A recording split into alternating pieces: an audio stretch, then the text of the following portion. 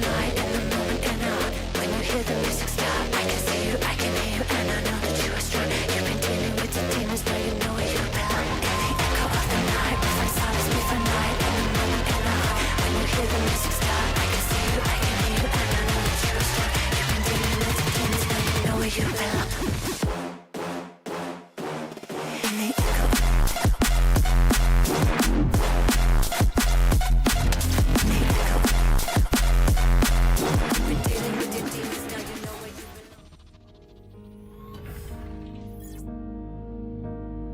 Hello, hello. Good evening, all. See, Priestess, Kappa, Phantom, good to see all of you. Welcome, welcome. I hope your week has started as nicely as it can go.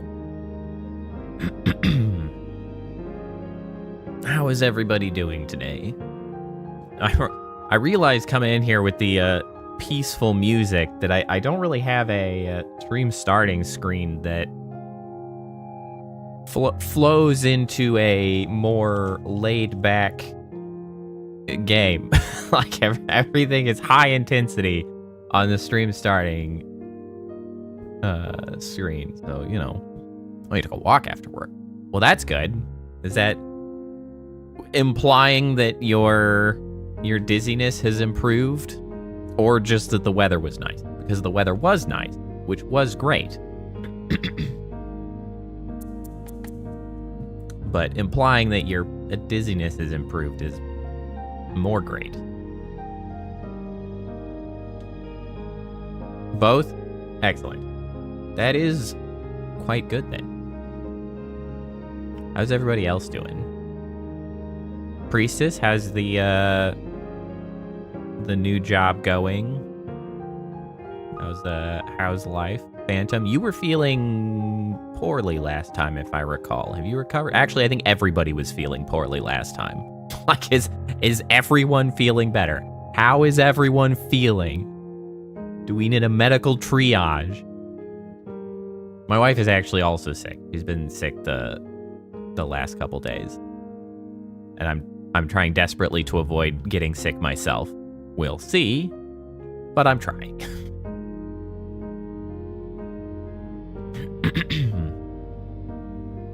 Sun is out and you're still off. Off in a bad way, presumably, or off in like a good way because you're on vacation. Nothing much we can do about the sun though, aside from blot it out. Which, you know, given the way the world's going, you know, we might get there. You never know. Everything else sucks. Sick. Well, I'm very sorry to hear that. Obviously, you are not alone. There are so many people running around that have been sick. It really sucks. Oh, I remember the music here being so good. All right. As to what we were doing, we just finished out the arena tower. Very exciting. It's got fantastic music. But now, oh, the music thing. Declan's estate.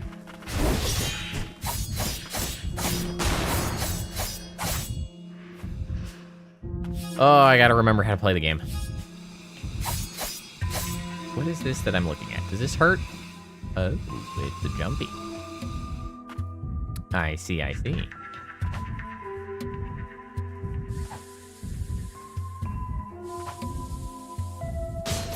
Oh yeah, okay. That's what that is.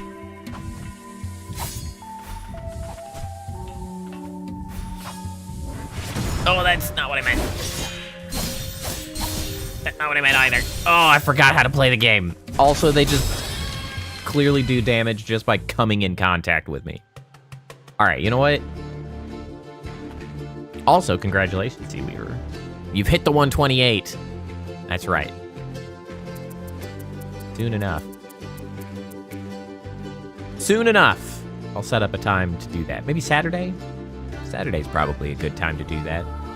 I guess we'll kind of see how Ender Magnolia is going. We'll see where we're at then, and then maybe Saturday will be the day. I think I actually want this still.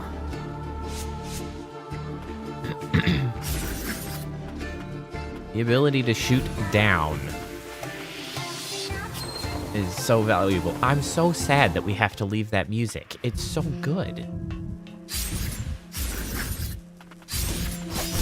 Oi.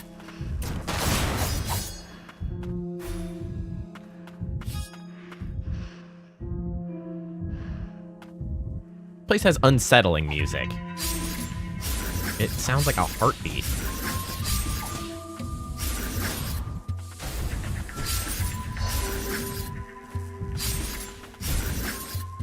Oh, come on.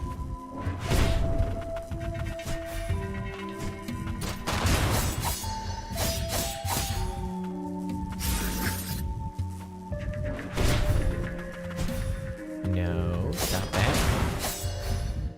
Gotta stream up on the projector. Well, it's probably nice until the music gets all creepy like it is.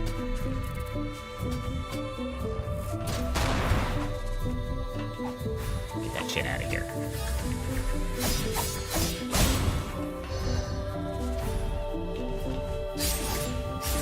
Hoi. Well, I live here now. There we go.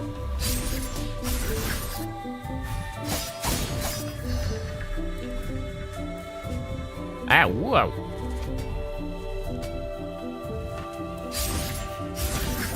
Hold on.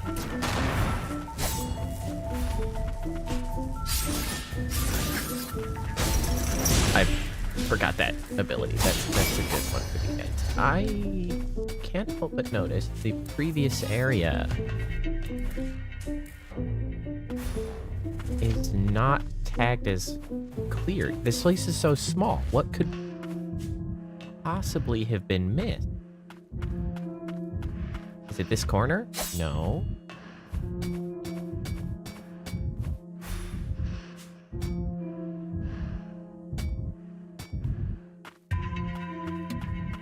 What's here?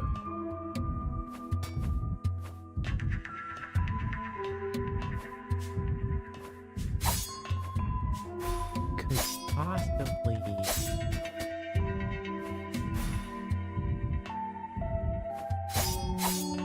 Huh.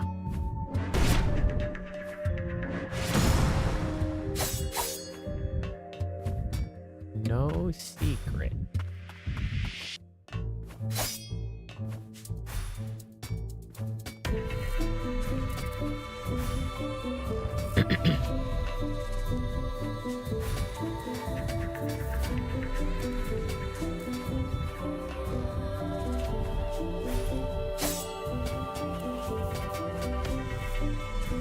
Yeah, projectors are in sort of a weird space anymore just because TV quality and cost is so, well, effective.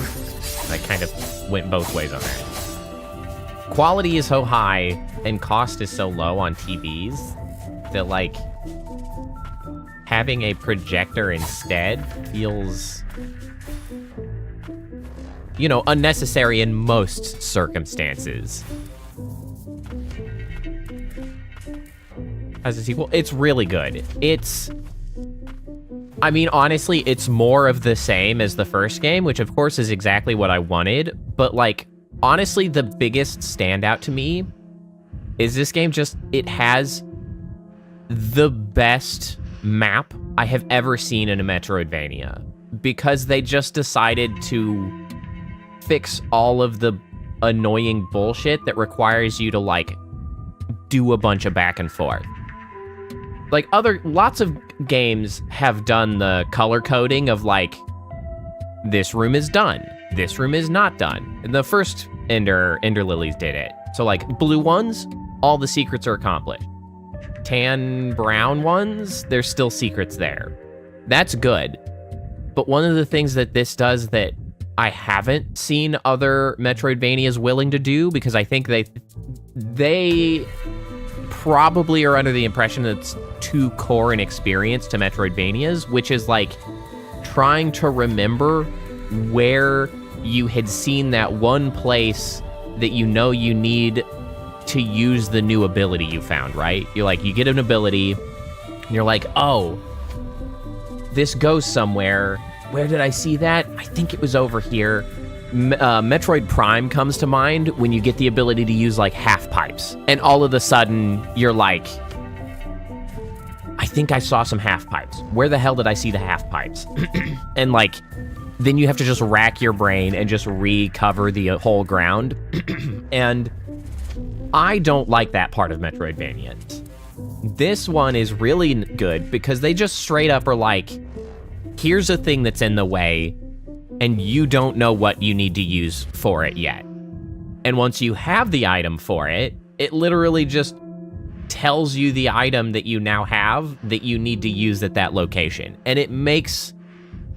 It cuts out so much of the annoyance of, like, trying to get through Metroidvania, and I appreciate the map so very much for that. So, like, I know that I have found all of the doors, except for this one. This one's just a lock.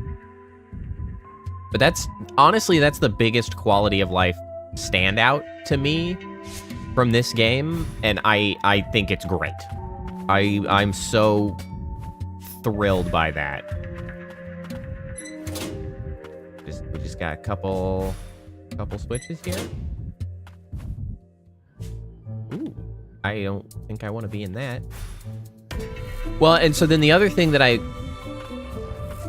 prior to yesterday, may have commented on is that I thought the game was a little too easy, but then we got to the second area, and turns out it's not so easy. So they fixed that by, you know, progressing the game. So I'm really happy with this game so far. And the music is, of course, still, I mean, as good as it gets. Oh, that's right. Declan was a weirdo that made, like, marionettes, didn't he? Do you want to be added to the collection? You'll be well cared for, just like us. Are you well cared for? I think you may be confused. You don't look that well cared for. Like... yeah, that's not good. Not good. Declan's a freak.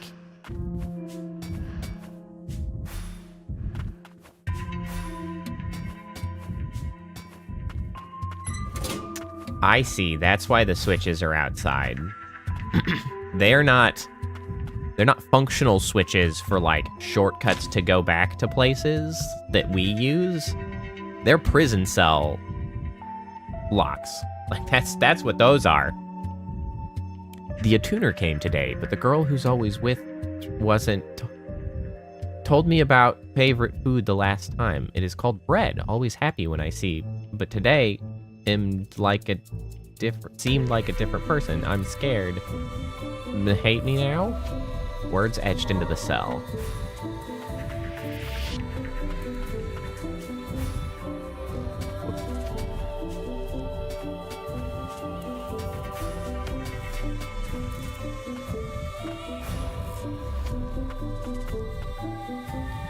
How terrible. Well, that one's just deceased. What is a child doing here? You should go before Declan finds you. Declan sucks. Can we just all agree Declan sucks?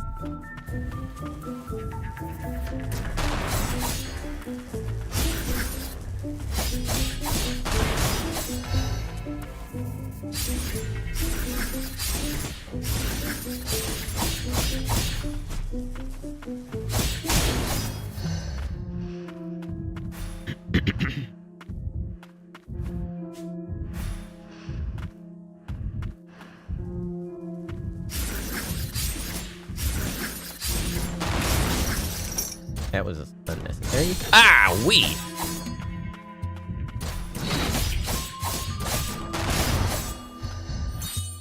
Ow. Boy, my max health has grown tremendously. That bar is so much longer than it used to be. That's not the button. I wasted that. Just to check somebody that had died. Is someone there? I can't see anything, hear anything. Wow, this is rough. There is a secret here somewhere. Where are these secrets that... Aha, here's this one. Oh no.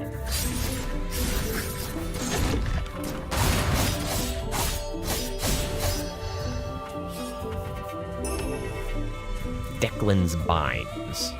An arcane instrument that emits an eerie magic. Declan fastened these specialized restraints onto his test subjects to ensure their cooperation in his experiment. What an ass.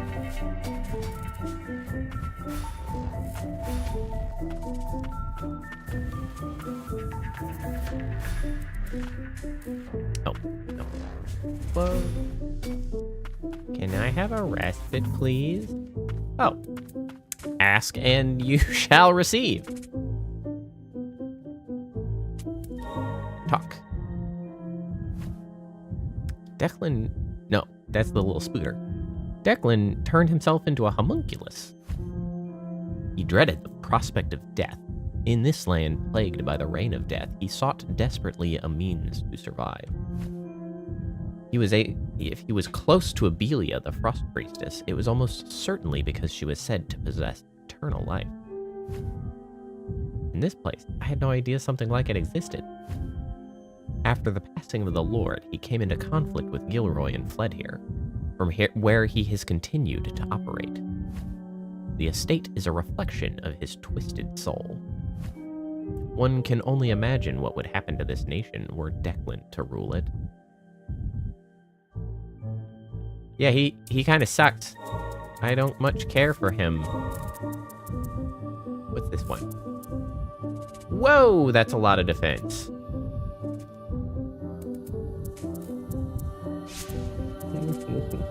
Whoa. It does, however, reduce the amount healed. Heal potency goes down quite dramatically. Interesting, though. I don't know if I want that right now. But I feel like that would work especially well if I were to switch to, like, restoring 1 HP every 4 seconds, which is probably a good idea.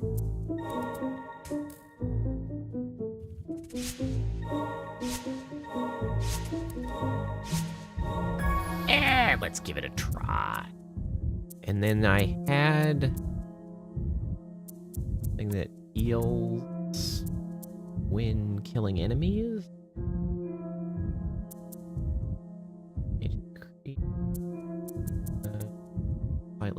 What does that mean? I mean, sure.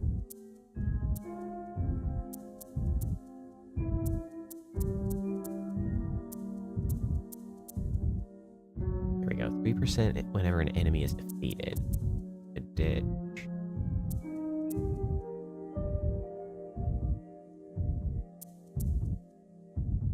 I did not see that Yakuza short. I think I had briefly seen that you had posted it, but I hadn't gotten a chance to look at much of anything today. Maybe we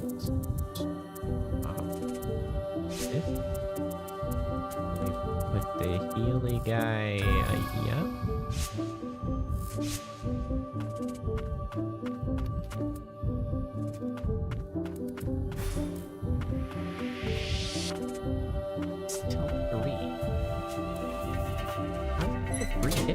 That recovers.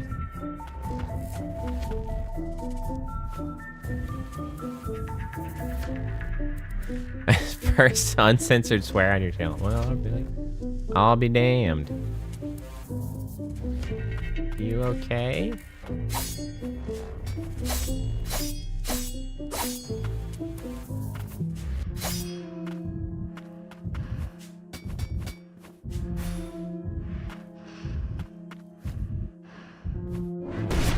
talk to me? Well then, I guess I'll add a marker here. In a short. Gotcha.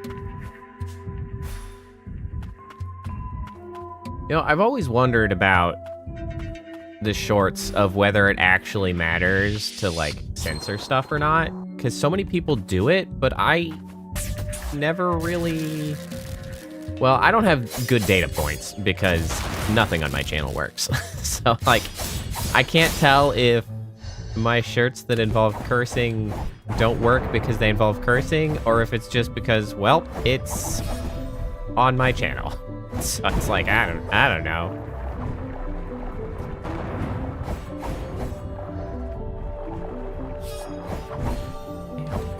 Wow, that was a lot of freaking damage.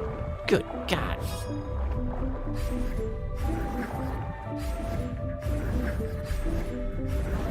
Eat that, you stupid fish.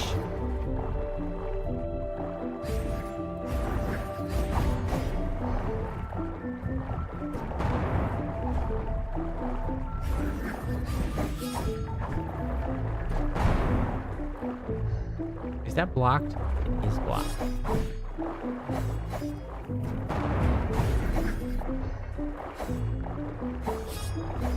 Okay, so we can't break that.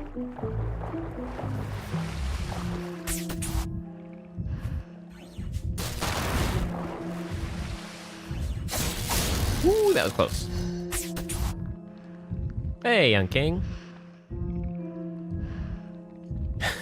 having a rough time of it.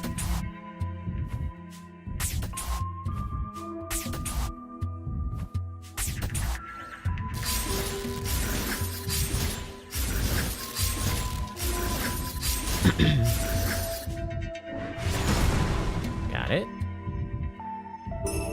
Well, I hope things improve. College can be rough. That is true. Okay, cool. That's new stuff.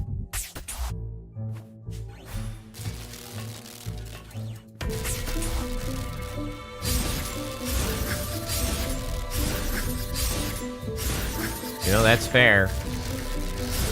Lots of decisions to be made. All the damn time, lots of decisions to be made. Whoop.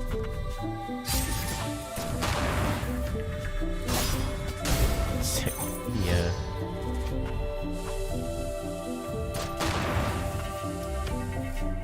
Yeah. I hear you, Sea Weaver.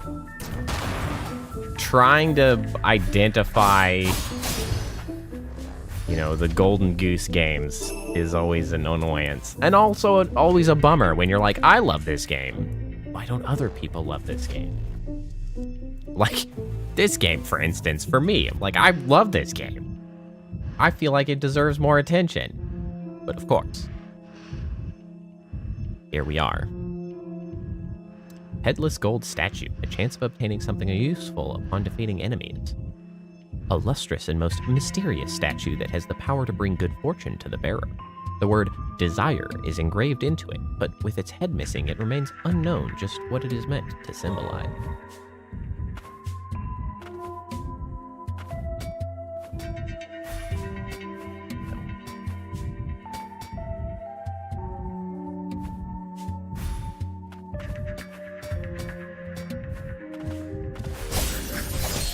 Ow!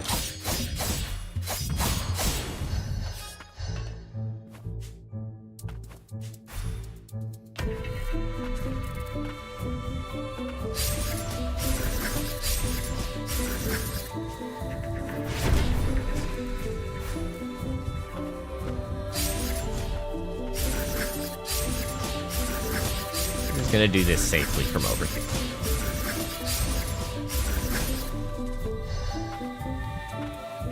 All right, you know, the health regen is actually working pretty good.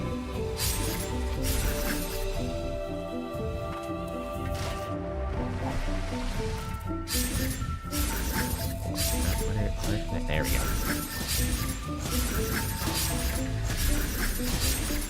10.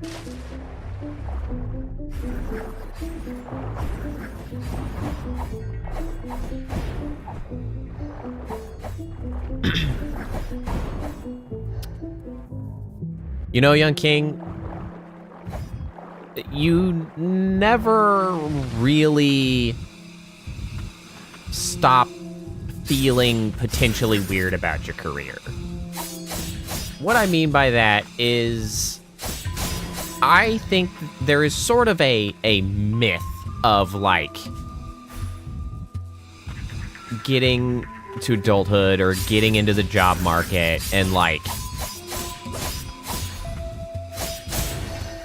being in the right place and, like, now it's done. It's never done. You can find stuff that you enjoy, but you might stop enjoying it after 5-10 years. It might be totally different than what you went to school for. It might be exactly what you went to school for, and then you do it for 5 years and you're like, that's enough of that. I'm done. And that's okay. There is sort of a myth making as well as a common feeling that's also true. There is no dream job for the vast majority of people. That is, well, we could say the unfortunate truth is that jobs are unfortunately jobs. Like, there's no way around them, for most of us, most of the time, being a means to an end to pay the bills. And as much as you want to have something you love doing, honestly, it's probably better to just find something that's satisfying to do and that will allow you to fuel the things that you love to do in your spare time. We're gonna get real with some advice today, because there is a common habit that is fueled by society's expectations for young people in college, high school, and stuff to agonize about decisions they're making to the point of damaging mental health. And quite frankly, it's not worth it. Like, your life will be so much longer than you feel like it's going to be. That is the thing that I will say from, like, my experience now being a little bit older and 38. Still pretty young, honestly. But even at 38, things that seemed monumental and like whole life feeling when you're in college and you're young, you realize when you get a little bit older, when you hit like your 30s, that it just was a much smaller chapter of your entire life than you ever realized it was going to be. One big part of that, for instance, is like you're thinking about trying to find a career and doing something that you're educating yourself to go and do, and you're probably envisioning it as this whole life endeavor that you're going to have. I have been at the same company right now for 10 years. I am like archaic at this company.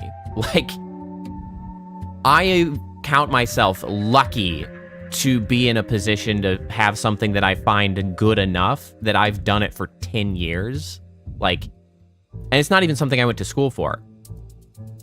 If you go to school, find something you like, and you do it for 10 years, after those 10 years, you'll realize that, like, that was a lot and far more time spent there than educating to get there. So learn something you like at college. Try to learn something generally useful. But learn how to learn at college. Don't use AI. Do not do that shit. Learn how to learn and carry that into your life so that at every corner, at every turn you get to, you have built yourself the foundation to shift and adapt and learn a new thing. Well, and yes, exactly. And the other thing is, for instance, I mentioned I've been at my company for 10 years, and it's something I didn't go to school for, and more importantly, it is a job I did not, there is not a degree for. I didn't think about I didn't know it would be an option to me. I didn't know that it would be something that I would like when I was in college. I had no idea. And it's just where I ended up. And that's how lives go. You think that that's not how life's going to go when you're 18, but it is how lives go. You'll graduate, you'll have a degree, you'll realize, boy, it sure is time to get a job. You'll be poking around.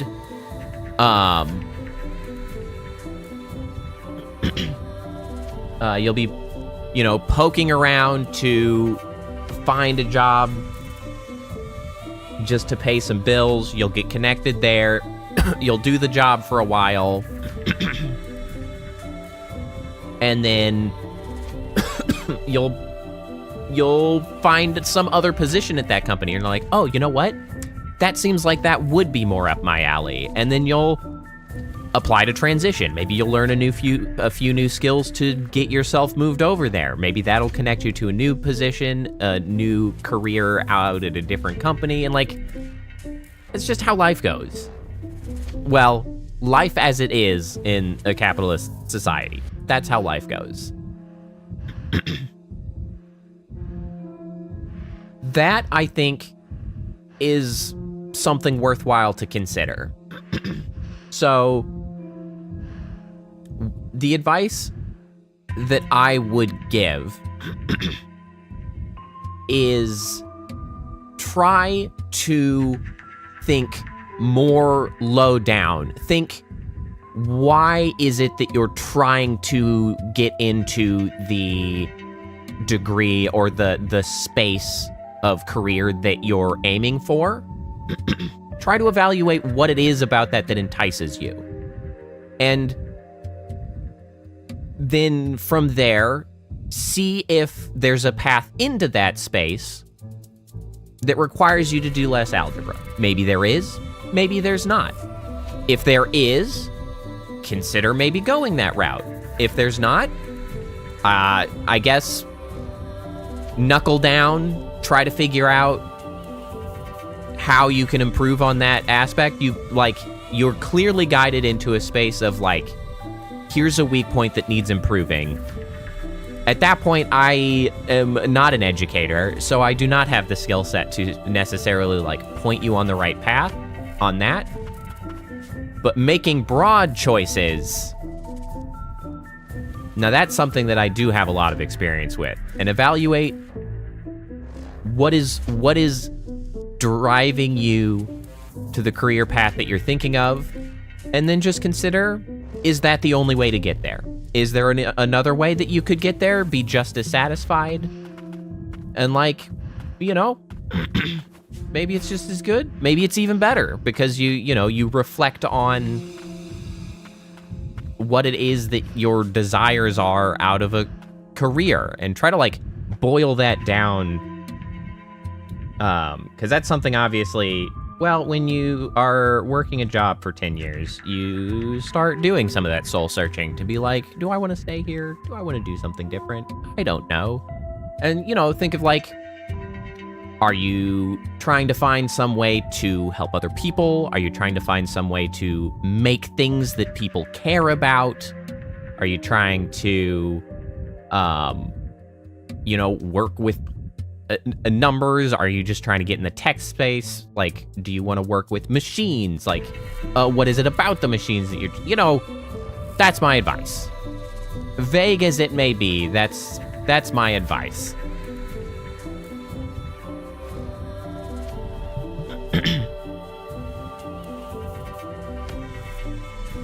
Well, making robots and stuff would be cool. I guess the question then becomes, like, what about, you know, robots and stuff is cool? I mean, once you're in the tech space, you really have to do a lot of math. There's kind of no avoiding math. Apprenticeship, also good advice.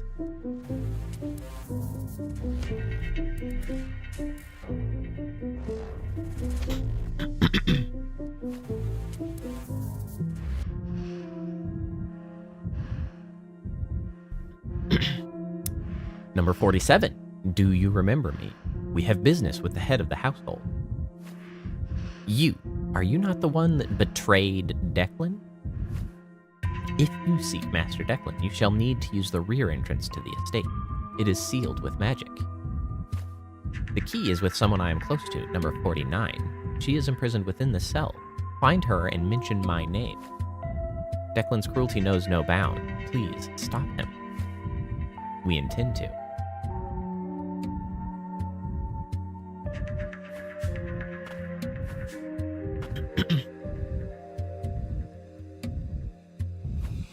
Yeah, so I am not much of an advisor, so there's only so much advice I can give. But the life advice that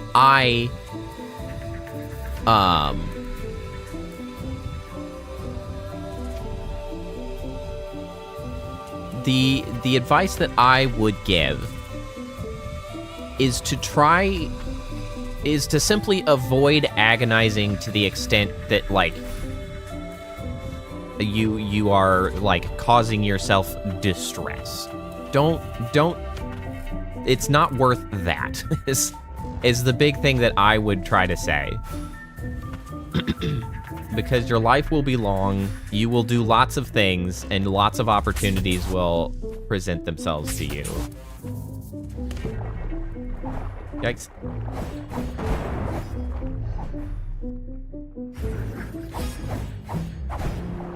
Okay, so actually, your comment about, like, mini creators, you know, doing engineering is cool. So that's fair. Something to consider in that space then is somewhat like Whitney? Priestess? Somebody mentioned Priestess mentioned an apprenticeship. So there are lots of ways to get involved with like maker communities or otherwise, you know, machining and making stuff that would really give you sort of the groundwork to enter that space. Like mechanics, machine shops, I mean, 3D printing is a hobby. I'm not sure if there's any careers around like 3D printing, CAD and stuff like that, which, you know, might be alternatives that generally require less sort of upfront algebra, which would then provide you opportunity to get your hands in the space. Are you? Yeah. And then sort of build experience, and then you can build on that experience later to get more into some of the complex making, right? There's lots of things.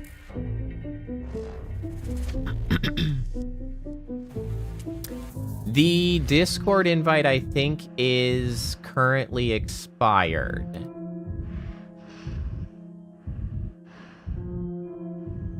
I think I'll probably come back around to that a little bit later.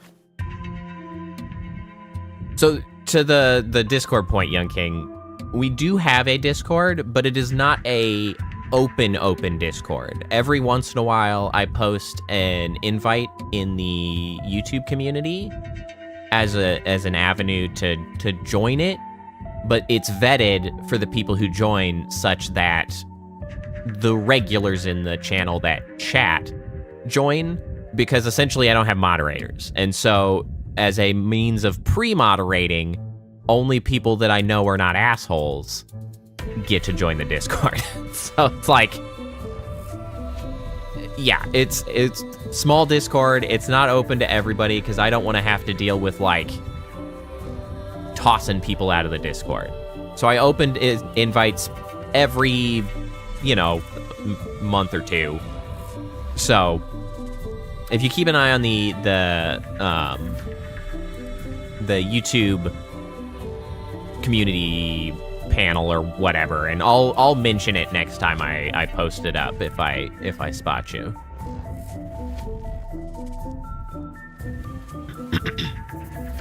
Yes. So all of the apprentice talk is useful, but I do recognize if you're already doing the college thing that may feel a little bit too late to sort of pivot to that way, but it's something worth considering, at least, right? Something to contemplate.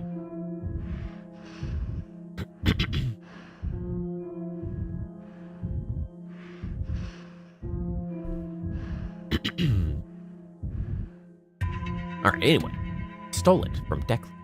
Take it. But throughout that whole rant, Seaweaver at some point above commented about being passionate about this. And I like life advice, I guess. And I think it's something worth talking about that I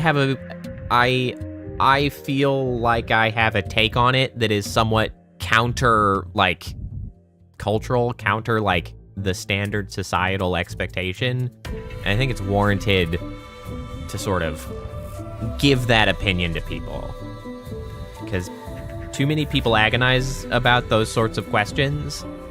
And later on in life, you just realize it was just another turn. It was just another bump in the road. It was just another small part of your greater life.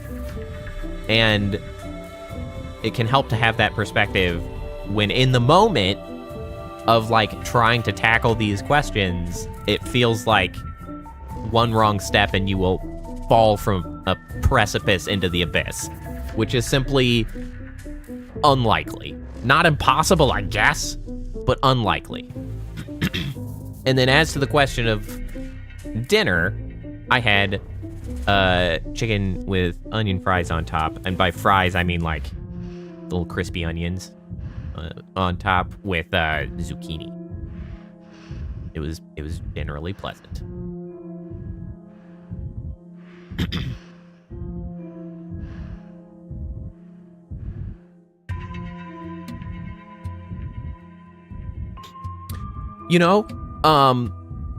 I have you comment about like working a salon. It's really interesting to me how through my life, my perspective on that sort of stuff, like specifically being like beautician or salon, like doing that sort of stuff. Now I'm officially an old man. Well, I think I've been throwing that banner for a while. Yes, very much so, Seaweaver. Hold on, I'm going back to what Young King said.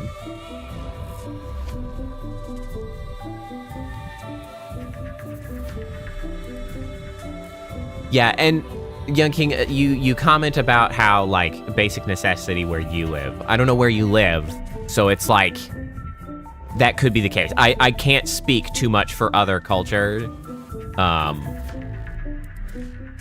but at least in the US, the prevailing opinion has been that you are supposed to do that, and it's just not really true.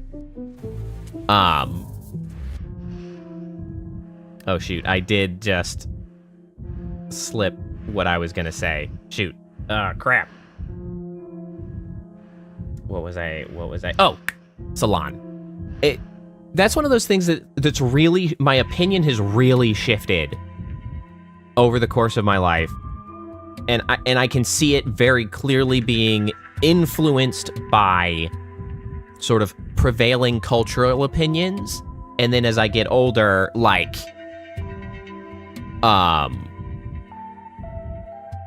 sort of constructing my own opinions and then sort of realizing, like, what is actually valuable. So when I was younger, I always looked down on, like, beauty school and whatnot to go to learn to be all the various estheticians. That's the word.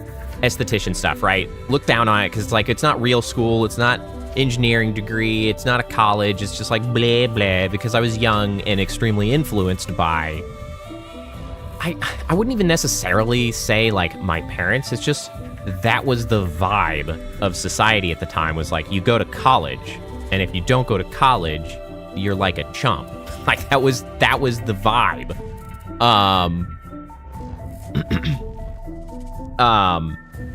And so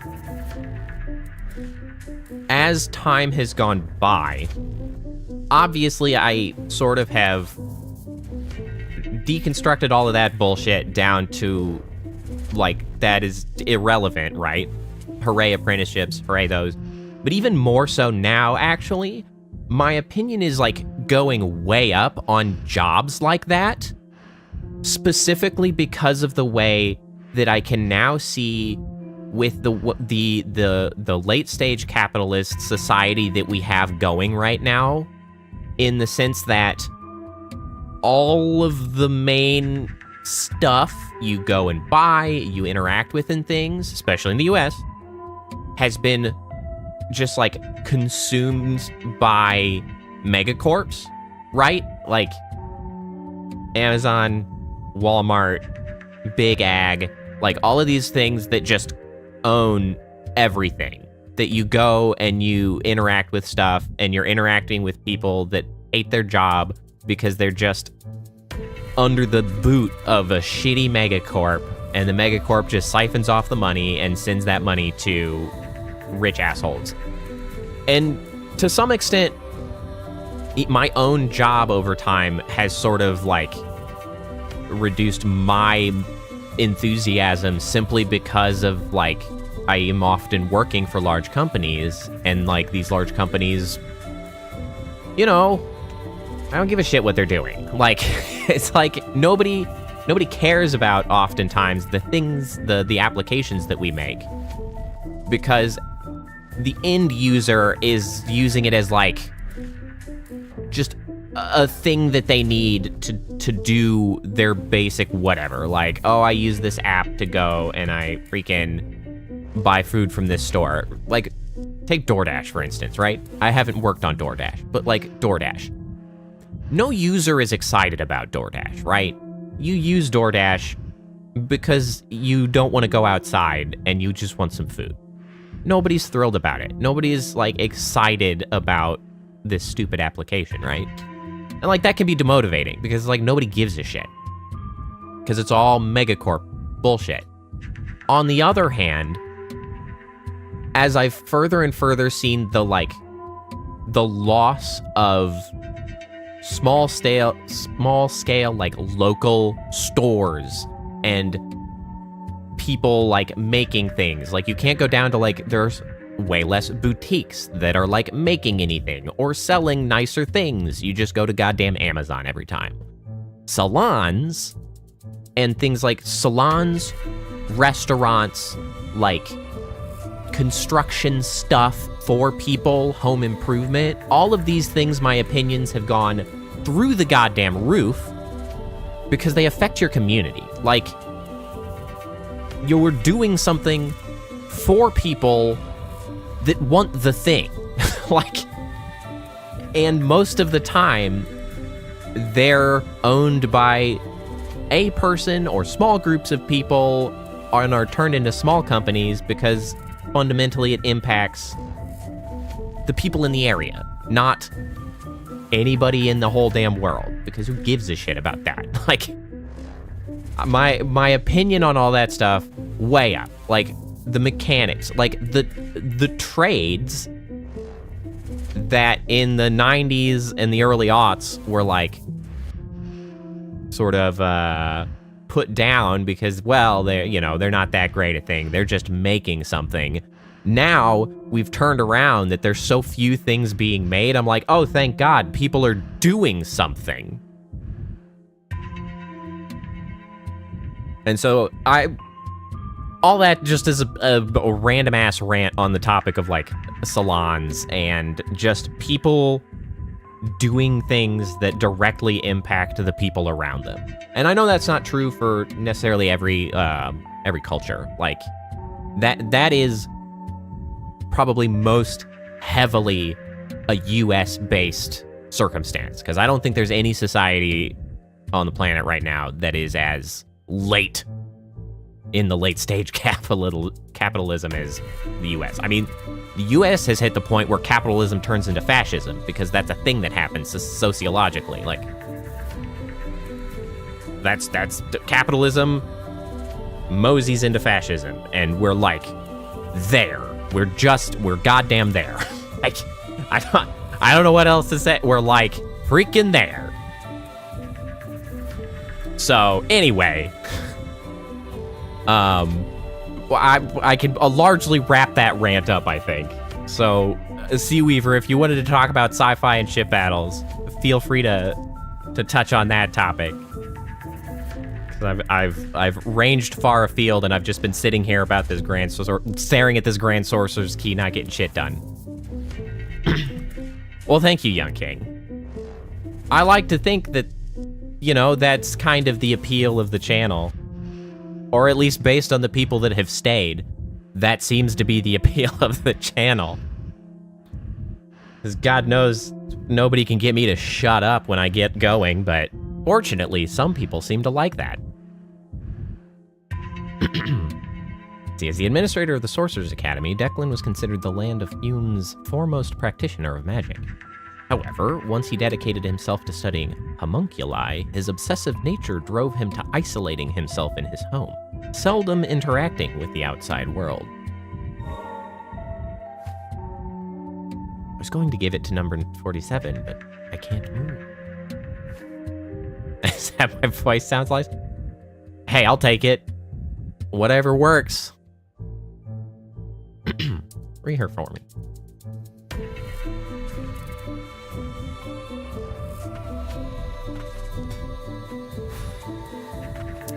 Collab on No Man's Sky. I could do that at some point. It's been a little while since I played No Man's Sky.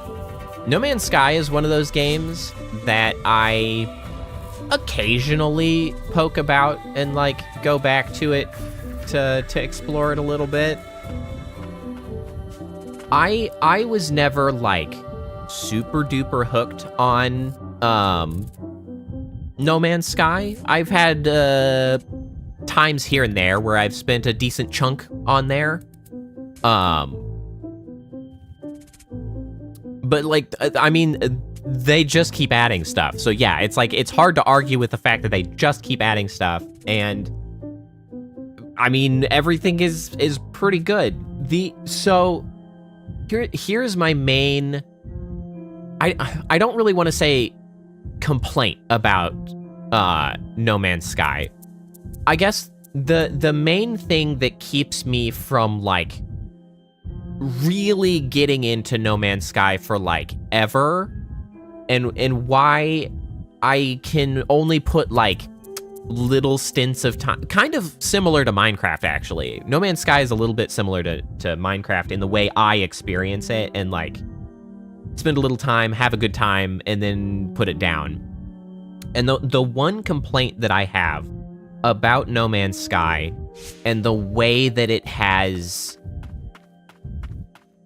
grown, or the method by which they have grown it, is that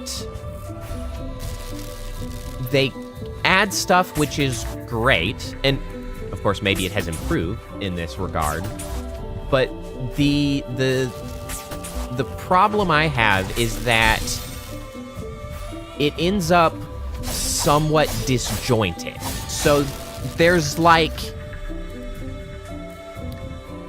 are sort of 50 different little... Oh, hey, Rat. It's been a while. Good to see you. There are like 50 different little things to do in No Man's Sky. And they're all pretty well thought out. They're all fun. You can sort of dabble in them, but they're not tremendously deep. And in a lot of ways, they don't tie together and drive towards like a cohesive end whole, which is kind of understandable, right? Because of the nature of the super open world exploration-y style of game, right? Kind of like Minecraft. But that's what keeps me from being like fully engaged with it, simply because I want it to be like more cohesive.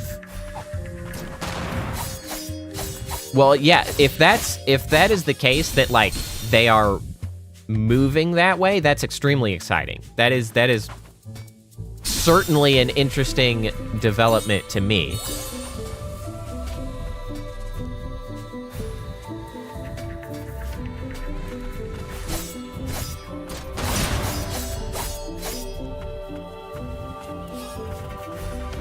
Because, yeah, like, I enjoy, you know, I enjoy the base building. I enjoy having the freighter. I enjoy poking about a little bit and doing all that. But, like, once you've sort of done that, previously there wasn't a whole lot to do with that, right?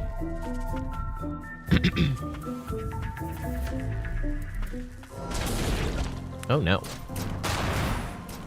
But yeah, I would certainly be open to poking about in some No Man's Sky at some point.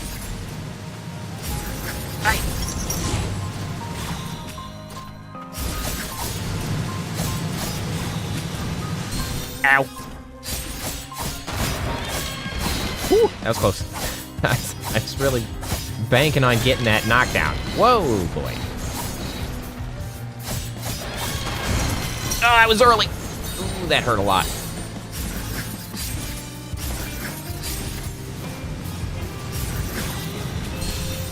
Ow.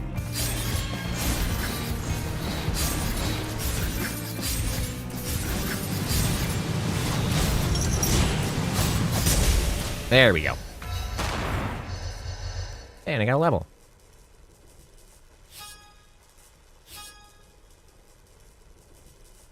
Yeah, I've actually gotten it back into X4 Foundations. I don't know if anybody knows about that game. As far as, like, freaking space sims, I really have always enjoyed the X series. Hey, Skullbolts, how's it going?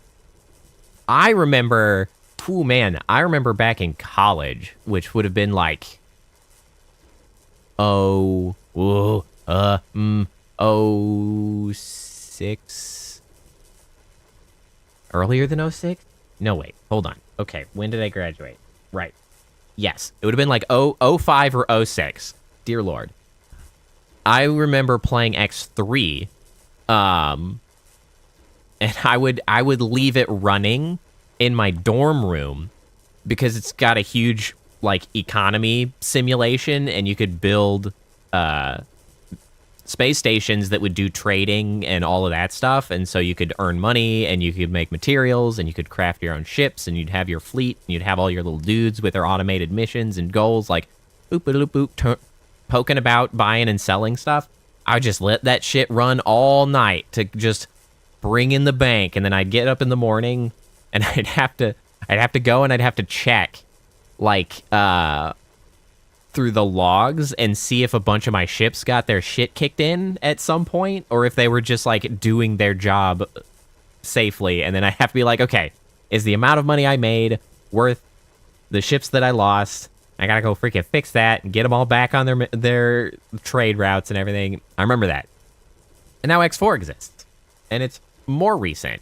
And a little bit more, I don't know, user-friendly. I don't have to do as much letting it run overnight, as I feel like, you know, the timelines and things are just a little bit more satisfying without just letting it go for hours on end. It's a great game, if you like that sort of thing. It's a very large game. You can spend a lot of time in it. Anyway. Have food and a cat. I like cats. We're still contemplating as our next pet potentially being a cat, despite us having a foster dog now. Anyway, I'm sorry. Door opened from inside. Declan used me at the very end. Put an end to him, please.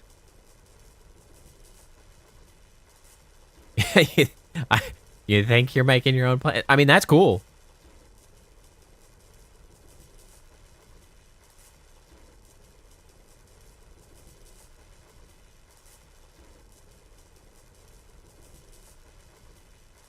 Yeah, I think that would be definitely worthwhile, getting a chance to explore what's been recently come up in No Man's Sky. It's been a long time since I played. I have to join and remember what the hell I was doing again. Core was set to go inert upon mutation. How cruel. It definitely destroyed a planet. Well, you know, who needs it?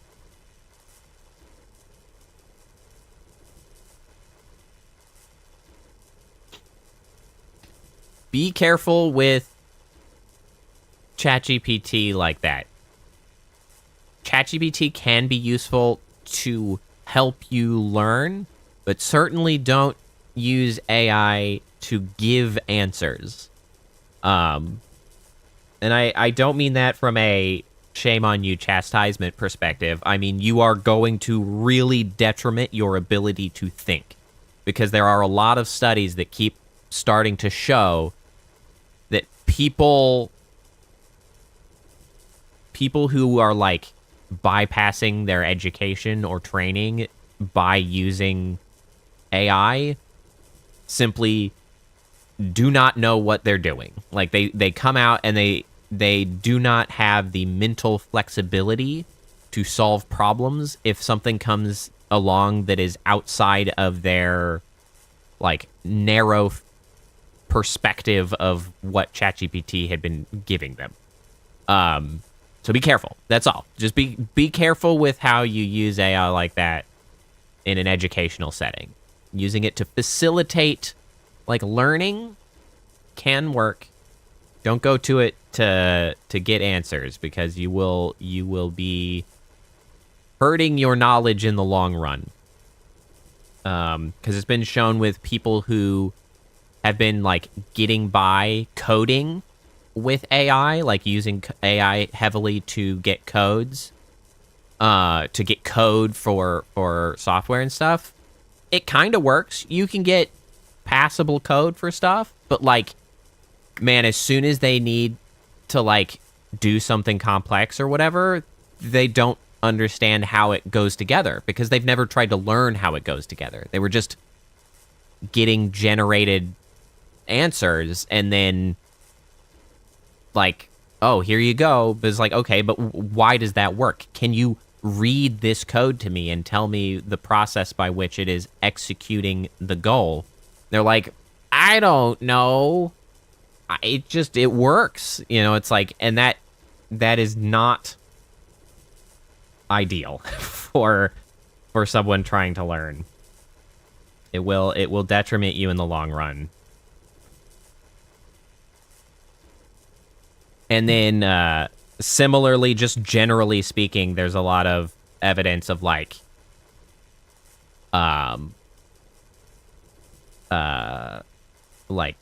atrophy of like thought patterns and things by constantly leaning on that, and then just being like, well, I mean, it's not terribly dissimilar, right? That now we have phones with calculators on them. A lot of people can't do mental math anymore, right?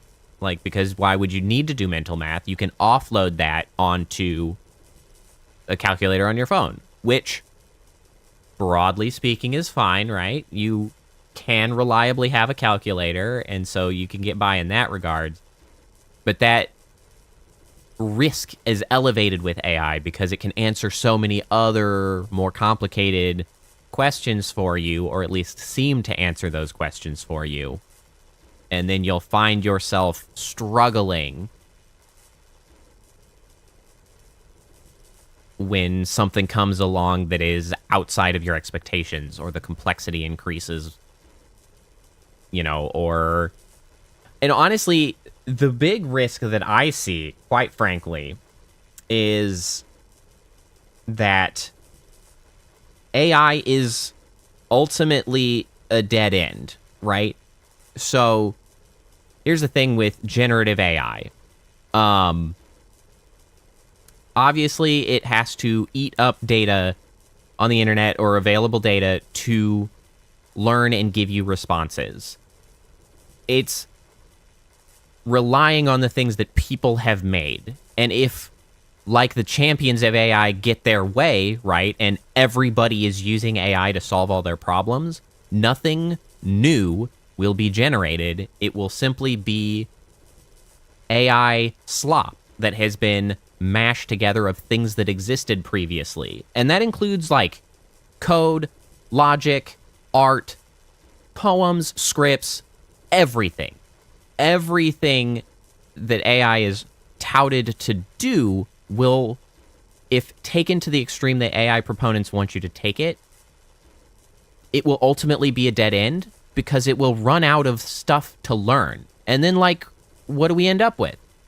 What happens to the people who relied so heavily on AI once AI can't learn anything new because there's nothing new being produced for it to learn?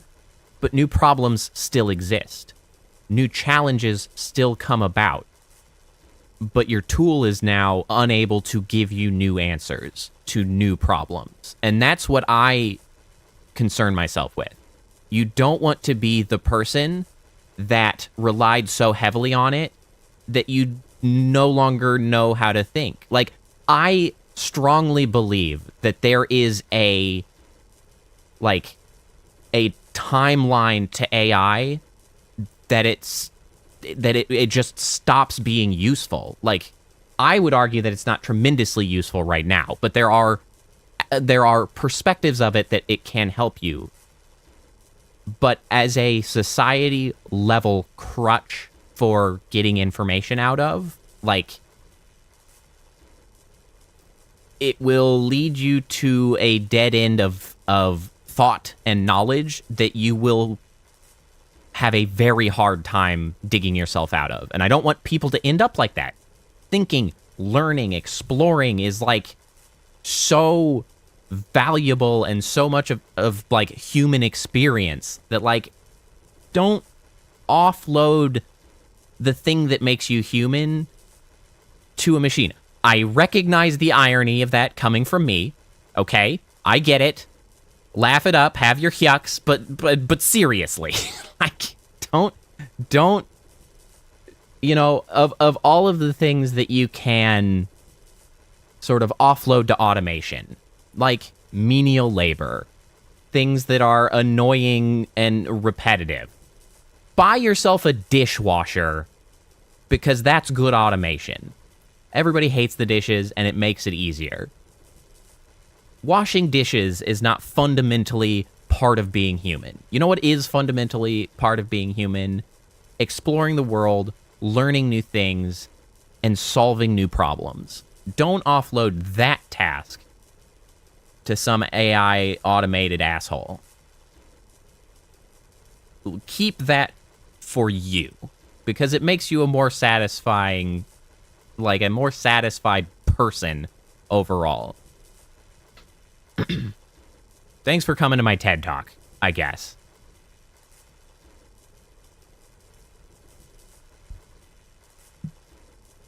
Anyway, It's freaking... Boy, it is a ranty day today, isn't it? Good God.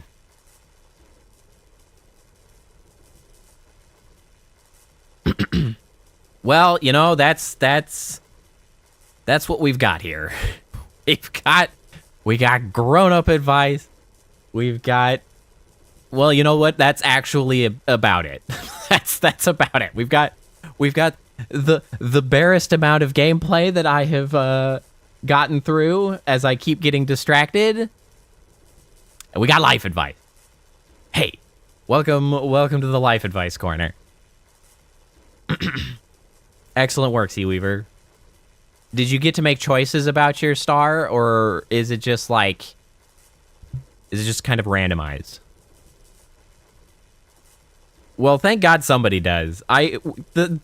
That's like the universal trend. Everybody that sticks around, they like hearing me rant about random shit. So the regulars are few, but they are the right people. I have found my people, which is excellent. Which honestly, yep, we're just you know what? I accept it. Here we are. We're pivoting to another rant. So this is one of the reasons that I think it's so valuable in streaming to present yourself as, you know, you are, or I guess how you wish to be, or at least, you know, consistent authenticity. Yeah, like, because there's so many people stream and then sort of hit the trends, right? They run the trends. They do things that they don't really like, but they know is going to get the fans. It's going to pull the viewers in. But like, those people don't really vibe with like the streamer at that point. Like, the streamer's like, from my perspective, if I just did random things that I knew were more effective at pulling people in, right? Like, I just, welcome to Poe's freaking React corner, where I'm going to react to content for hours on end or whatever, right? And just wrangle viewers in, and welcome to freaking, I don't know, a titty hour where we're gonna look at the biggest boobs on YouTube. Like, that will get people here, but like, I don't like those people. Like, I don't want them here. Like, why would I do that? Like, that's so ridiculous for long-term, like, satisfaction for what you're doing. Like, and you see it in, well, you guys might not see it. I don't know how Seaweaver sees it. Seaweaver's in the streaming community. Like, you guys are viewers. I don't necessarily know how much you keep up with, like, streamers who chat and talk and post and things. But, like, so many of them end up burnt out or, like, creeped out by the people who come in, and they're constantly pushing my boundaries. Some people are assholes, to be fair. Some people are assholes and just push boundaries, and that's a problem. But, like, sometimes you did that to yourself. Like, sometimes you're just not, like, building a space that you're actually comfortable in. And sometimes the reason people do that is out of desperation, and I get that. Sometimes, due to the, you know, hardships of well, a capitalist society, people need to make money to live. And when you're disabled, you're stuck at home, your prospects are limited, you fire up streaming, and you do what's popular to try to get anybody there to help pay the bills. I get it. That's not their fault. That's a failing of how society is structured. But it's what leads to, like, burnout and hardships, because they're just not doing something they want to do. They're being forced to do it. It's why people get burnt out at every job. It's not different, right? Like, They get burnt out streaming because streaming is a job. Like, I don't get burnt out streaming because I put in not very much effort. And, like, I just am doing the thing that I like. You know? Like, that's why I have managed to be pretty damn consistent for, like, 3, 4 years? 4? Good God. Coming up on, like, 4 years of streaming? Like, well, it's only been about 2 or 3 that I've been consistently, like, 3 days a week. Because I'm not doing something that is pushing my boundary or, like, pushing my comfort zone. I'm just playing my video games with some random yahoos that decide to show up and listen to me yak about random shit. like that's what we're doing here. And so I don't know. I just don't dig the whole inauthentic streaming vibes. And I get why some of them have to do it, but like, it sucks. Try to be authentic in the things that you do, I guess. I always end up trying to wrap things up into like some piece of advice. That's just my own thing, but I don't really have any. That's just a thing I observe in streaming, and it's kind of a bummer. I guess the point being, I remember how I got here. Took me a second. I had a little bit of a train of thought. But that's why, you all don't dislike many of the things that I do because I'm consistent in the things that I do, because that's just the way I am. Like, I'm the way I am. You guys are entertained by the way I am, and thus the circle of life is complete, I guess. That's where I was getting at. Anyway, find people that like you doing the things that you like to do, not people who like you because you put on a false face and stuff. Anyway, that's the advice. Find people that like you for you. Anyway, continuing on.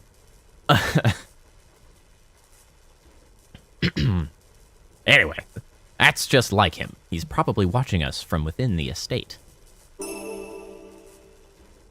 Well, thank you both.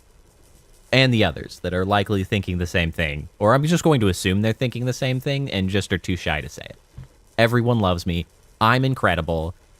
And I am nearly perfect. Only if I had Minecraft parkour, Carter. Yeah, well, we can't win them all.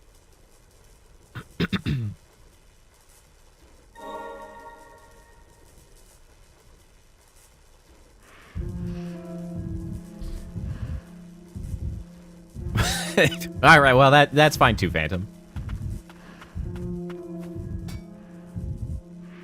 What's down here?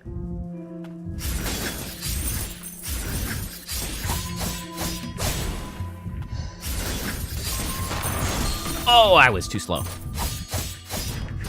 I was too slow again. That's a different one.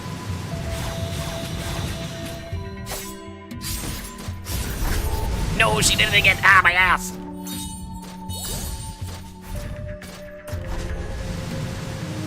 Oh, ah. Woo. That's my iframes there for picking up the item. I thought I was going to die. Bloodstained diary. Another one of us sent to the cell. How many does this make now?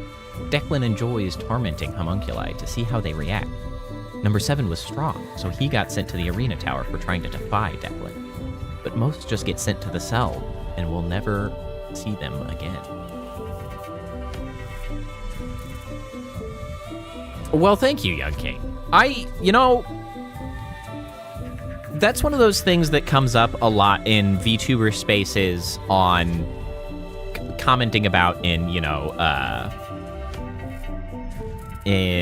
on Blue Sky, Twitter, blah, blah, blah, blah, stuff like that, of people oftentimes, getting the opposite sort of feedback from people who are like, oh, your voice doesn't really fit, burr, burr, burr, burr, burr, burr. And it's always been something that I think is kind of interesting to think about, of like the nature of what what it means for a voice to fit, right? Because from my perspective, so this all ties into a lot of generally my personality and the way I view things, gender abolitionist, agender, blah, blah, blah. I simply don't put a lot of stock in identity as like a premise because I don't feel the need to categorize things. I feel like I am simply myself, and thus that's sufficient categorization. So like the idea of a voice not matching is a little bit odd to me because it's like there's no way for it not to match. It's my voice. Like, it's a fundamental reality. Like, I have my voice and I have me, therefore voice matches me, because what else would the voice be? And I know that's not a perspective that everyone holds, right? It's one of those sort of interesting things that is a different perspective that people have potentially around voices. And in fact, it's one of the reasons that I would call myself a gender abolitionist, because I think it's a damaging perspective, because commonly it comes up with cross-gender like models or whatever, or even same gender model that just simply has a lower voice for a feminine model or a higher voice, or whatever. And it's something that is ultimately like potentially to be harmful to people, right? Because it's like there's no reason for someone to feel like a voice doesn't match someone, right? If they have that voice, like, there's no reason for it to feel like it doesn't match.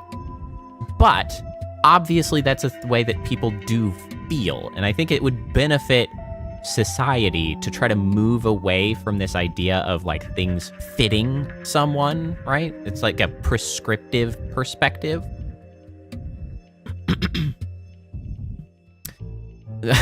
Yeah, see, that is actually where I was driving when I asked that question, because I was like, it's water, right? Like, it's a watery sort of freaking, well, horror star, because I didn't know how much options there would be, but I was like, it's an ocean, right?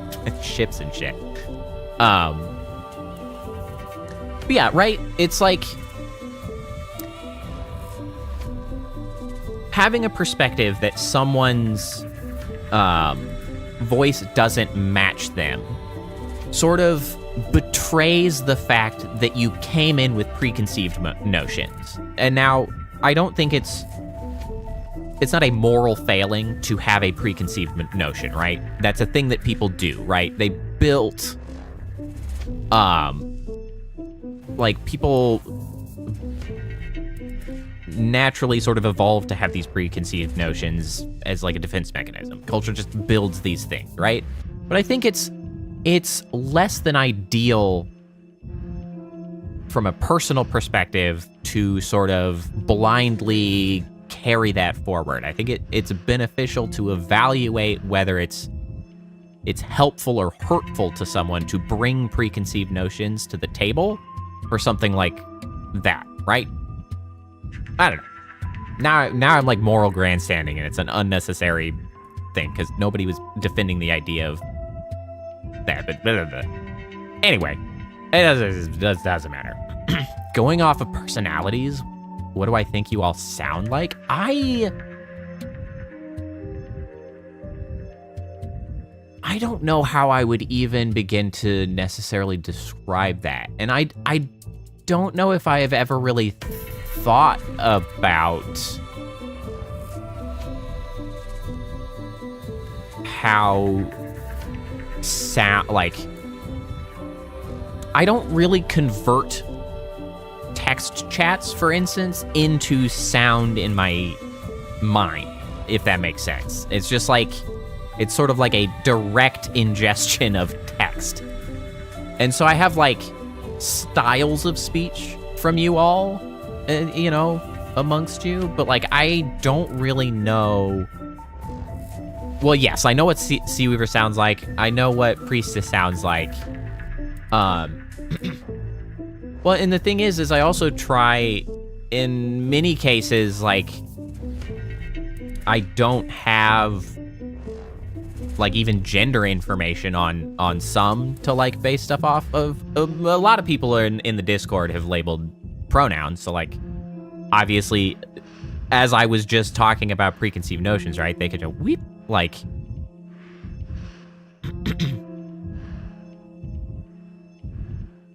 How old do you sound? Well, I have certain information around you that then builds in towards your age. Like, my assumption is that you are relatively young. You mentioned college, but you also mentioned that it's not, like, you're not in the US, which doesn't necessarily mean then that the age at which you enter college is the same age that I would expect someone in the US to enter college.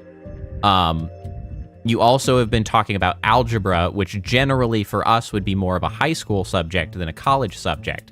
So yes, I would have put you in the 16 to 18 range based on contextual information. Because, like, potentially, like, freshman level college, so, like, 18 or 19, 17. Yeah, so, which I think is a little bit younger than what the US would typically point towards, like, being a college student.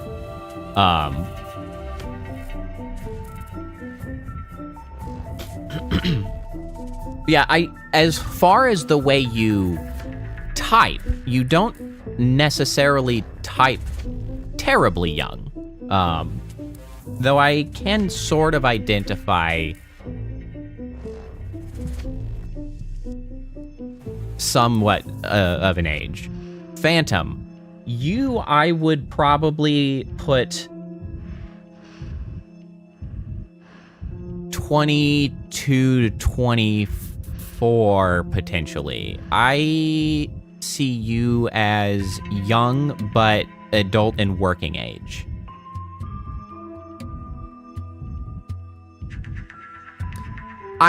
So there's a lot of things that I can't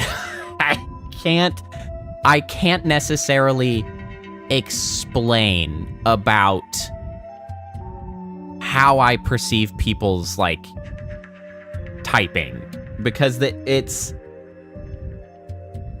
I don't know, it's a weird thing to try to build perspectives on who people are when all I have are, like, text chats from people and, like, sort of that guiding me into what, you know, like, what could that possibly be? I didn't think I would be that good at it, but I am pretty goddamn close. I have a lot less information on you, Rat. I would have a much harder time guessing. You didn't ask me to guess, but I'm just sort of contemplating now that it's come up. Because you don't have as many opportunities to come and chat about stuff. Because the details I have about you are that you're in Australia. I know you're in Australia. Hey, Scobalts. Ages based on the limited information I have of people. Like, the limited information and sort of context clues and communication style from people, what their ages are. Scobalts, I know, is... I don't remember exactly the age. All right, well, I'm not going to reveal it because he didn't ask. But I do actually. Don't guess, yes. Yeah, I remember Scobalts, at least within a handful of years. Honestly, I expect a... Sure guess. If I remember... Wait.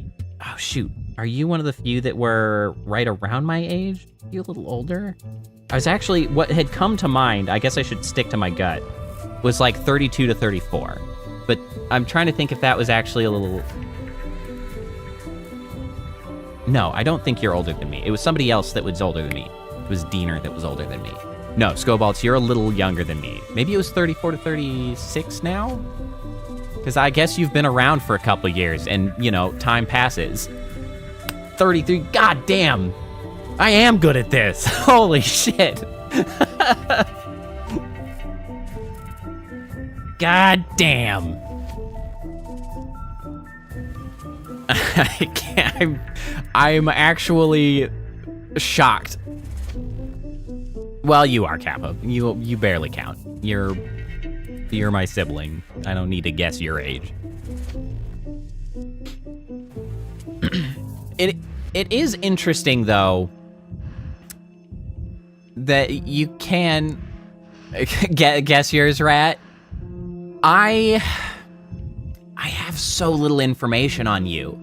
You're from Australia, but Australian, known for having people of all ages, so that doesn't actually help me. You found me.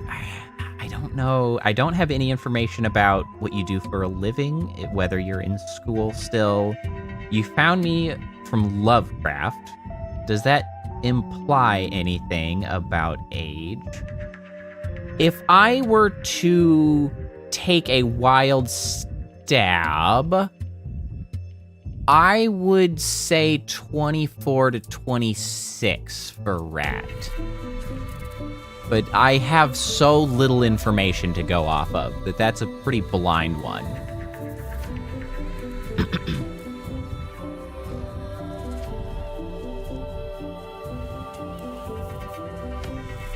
Oh!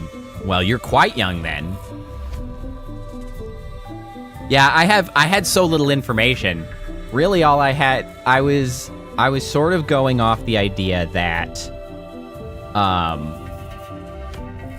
Lovecraft and looking up that sort of story stuff feels like a pastime that is more likely to develop sort of in college or post-college. Because that was the information I had. So it's like, I don't know. That doesn't seem like something the young whippersnappers are into. They like that skibbity toilet shit. Like, I don't know. Exactly. Young King knows what's up. I only have that to base off of for some people. Well, and the thing is that, like, it's an interesting exercise in guessing what people's ages are, because this is something that I always used to be on the other side of. Do I know how old you are, Seaweaver? I don't think I know how old you are.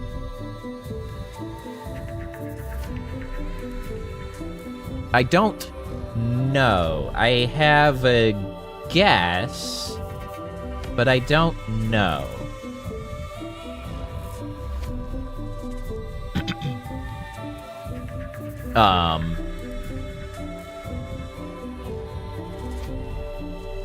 But anyway, I remember used to being on the other side of this sort of thing when I was young. What's my guess? My guess would have been 26 to 28.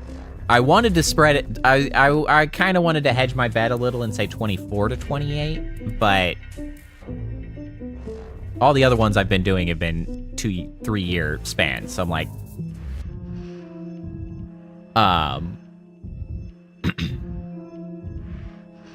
ask you. Oh my god, because it's the source engine. Oh, Young King, that's so funny. Wow, that is a cultural tragedy that they see that and they're like, oh, skibbity toilet. It's like, no, no, no. What have you done? Oh, that's funny. Oh shoot, what was I? Oh, right. So I remember back when I was young. Back when I was 16, I remember I was playing the original EverQuest. The original EverQuest, or just generally, like, some of the earliest MMOs that existed. The original EverQuest. The original... I say the original, like there was a second one. Dark Age of Camelot. Those games that I enjoyed and played for a long time. I mean, I would, you know, hang out with people and get to know people, be in a guild and whatever. And frequently, just because of the way I carried myself, the way I speak, I'm sure you've all noticed that I have a tendency to speak, I don't know, in a more eloquent than average fashion. Although even now it's actually deteriorating because my old brain can't remember words like I used to. Thanks very much for that, aging. But like, it would occasionally come up, the question of age, and like, nobody ever guessed that I was 16 back when I was 16. Everybody was like, oh, you know, you're like 26 or you're like 30 or like, it's like nobody was even ever close to guessing I was 16. I mean, maybe partially because it was like, what do you mean they allowed a 16-year-old unsupervised on the internet? Like, this was back in freaking, I don't know, 2005? When did the original EverQuest come out? Oh my god.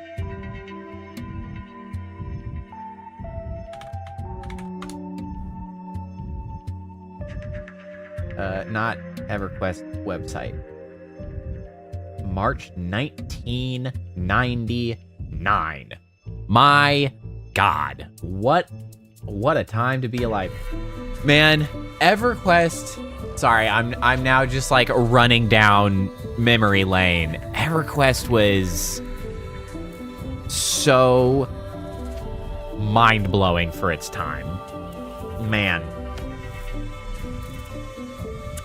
Sometimes I have no choice but to lament, like,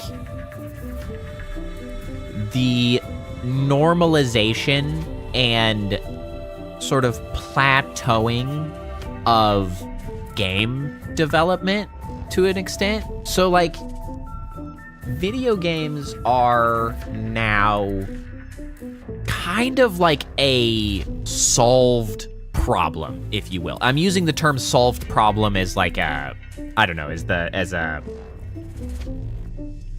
turn of phrase that it is, not necessarily that games are problems, right?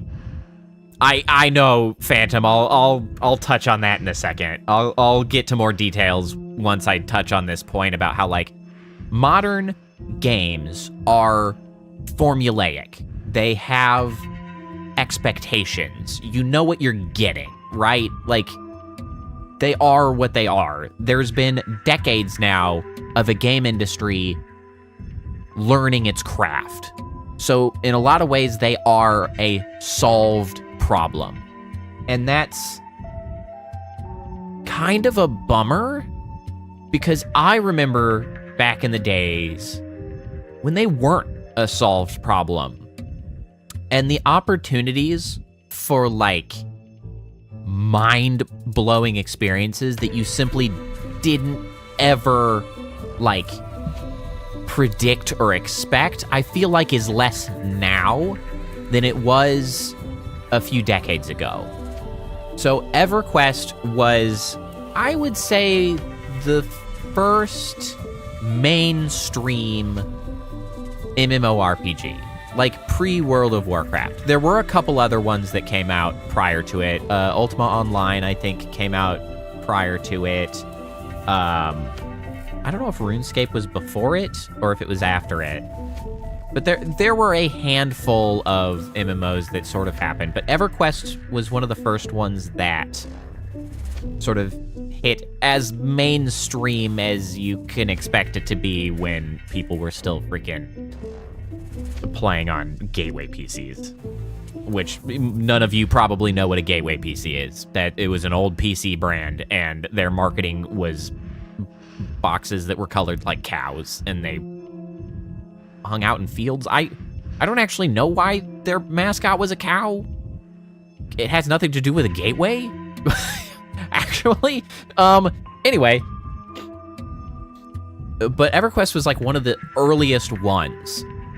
And so it was something that like when you had new games like this that didn't have a precursor as much as, you know, now you get a new game comes out and there are so many games to relate it to, right? It's like, oh, it's like this. Oh, it's like that. Oh, it's like this. But back then, there's a new MMO, and it's probably that people didn't know about any of the other MMOs, so they're like, oh, what's this game about? And it's like, well, it's kind of complicated. Like, you go online, and there are hundreds and thousands of people that are also around, and you can interact with them and go on huge adventures and delve in dungeons. It's like, wow, that's amazing at the time, right? And it was really, really quite an eye-opening experience. And I just remember a lot of times in EverQuest, especially early on in EverQuest, of like running into circumstances where I was just like, I didn't even know this was possible. Like, this is so far outside of my experience. That I'm like, wow. But now, part of it may be that I'm just old. But part of it, I think, is due to the sort of homogenization, the sort of solving of gaming as an industry, that there's less of these sort of these opportunities to be like, I didn't know this was possible, because the awareness of what is possible is so broad now. Anyway, man, it does kind of make me wonder if it would be worth having a stream of like going back and playing the original EverQuest, because quite frankly, from modern standard, it's kind of ass. It's kind of ass, but boy, at the time, it was so the opposite of ass. Hey, no worries, young king.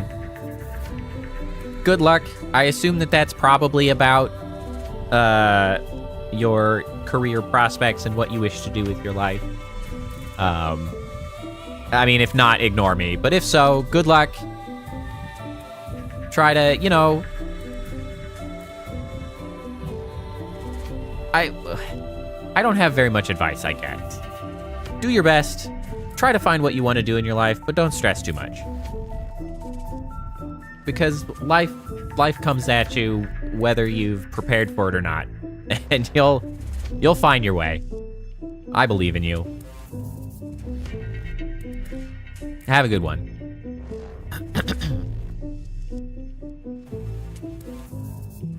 Well, we all must depart at some point. Well, thank you. I appreciate it.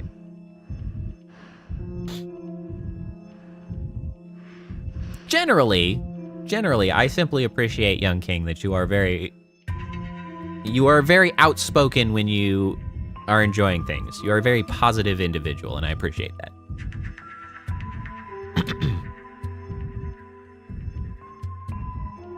All right, so we're playing a game. I don't know if everybody remembered that. I actually have a game up that I've been playing. So I'm gonna go back, and I'm gonna play the game. We had read this already, like, I don't know, 20 minutes ago. So I'm not gonna read it again. I'm gonna press start, and there's a guy that's trying to kill me. I remember this, despite it having been like 20 minutes. So I'm gonna get back to doing that. Okay.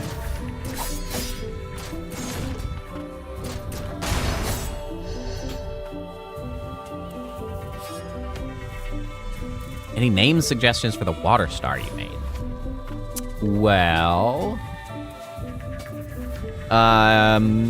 you could always go the route of, you know, ancient Greek or Roman gods for water, but I mean, that's Neptune. That's an actual planet. So I don't know if you want to go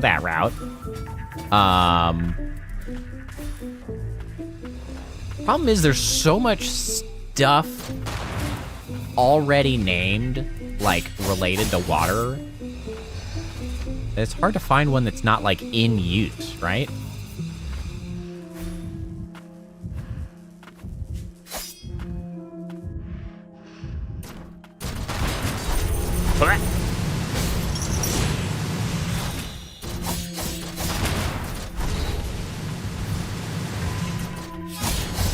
Oi, oi, oi. I didn't die. A little surprised. Tempest is a pretty good name, actually.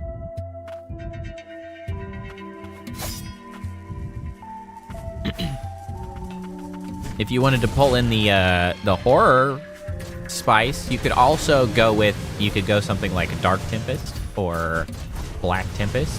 Oi, oi, oi. Oi.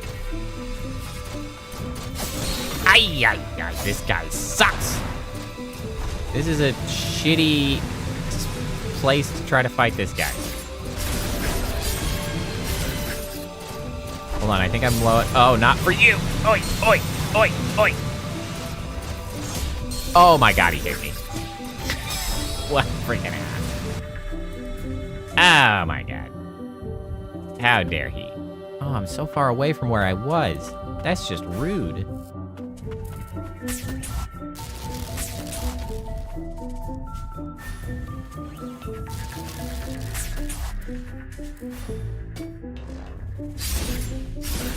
Get out of my way. It's a shame this can't hit something more than once.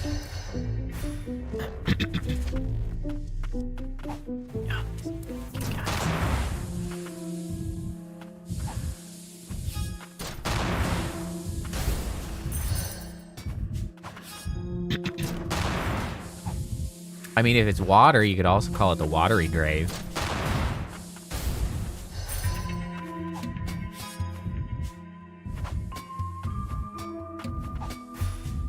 Or you could lean. Ow!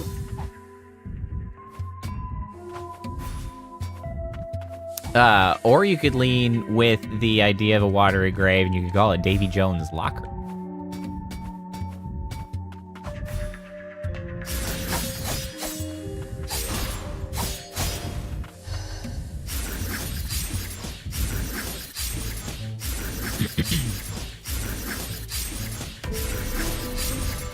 Say that, but I am notoriously terrible at naming shit, so you suck.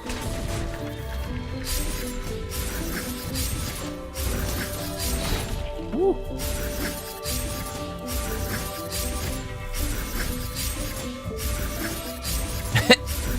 Also an option, Phantom.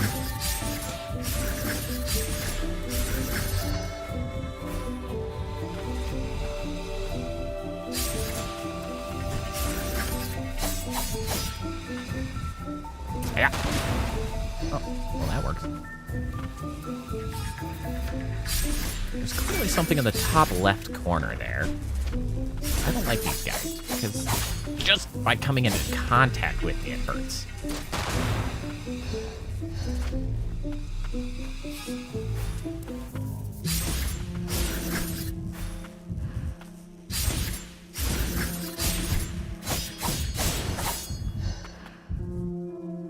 Get up there. Oh, you gotta be kidding me. It's directly onto the bed.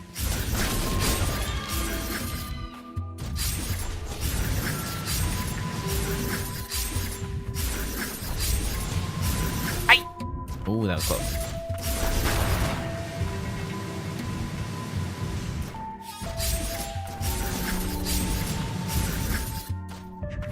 Oh, Trench is good, too.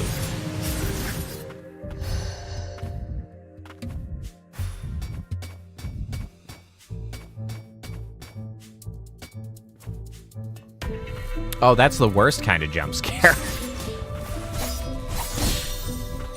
Ow! Oh, this is awkward.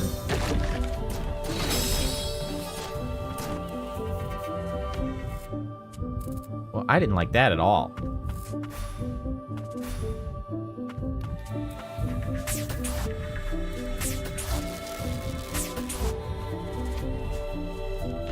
Oh, I fell in a hole. Nice.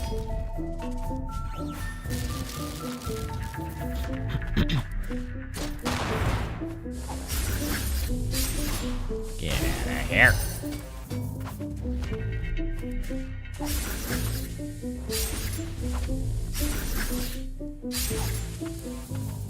Oh no. There we go. Hey. There we go. I'm getting tired of having to freaking run this particular jump.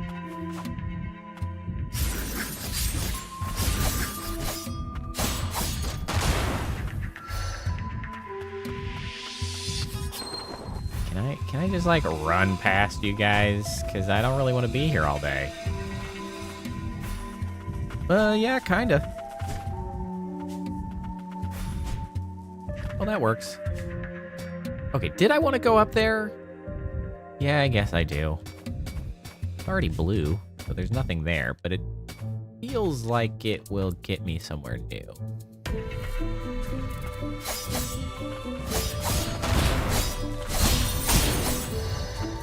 Ah, that was much better. Wait. Success. Oh. Well, I'm glad I did that. I can't believe I died the room before the rest of it. How rude. Still, a most unique demeanor. The weapons and equipment alone. The abilities I wield, along with every one of my belongings, appears to be from some far-off land, all part of Declan's proclivities. In truth, these stylings are rather common within Declan's residence. It wasn't until I ventured outside that I realized how uncommon they are. Foreign nation. I wonder how many are out there. I believe one of them is known as Land's End. I'd like to see it someday. You know, I just realized that Declan is a weeb. He's really given all weebs everywhere a bad name, but he's a freaking weeb.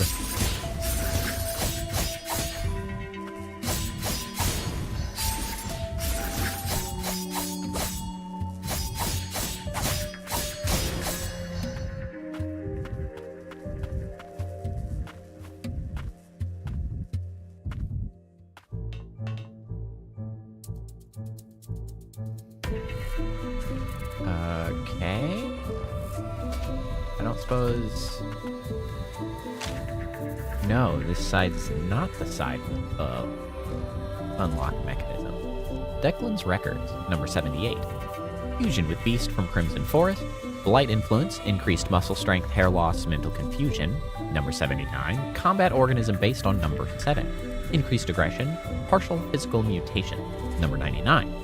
Priestess specimen obtained from Abelia. Experiment failed, recycling what is usable.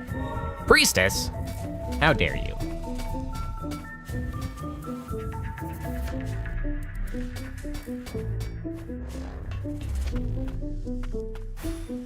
Let me see here. Do I want to try to go through that room? I feel like I should.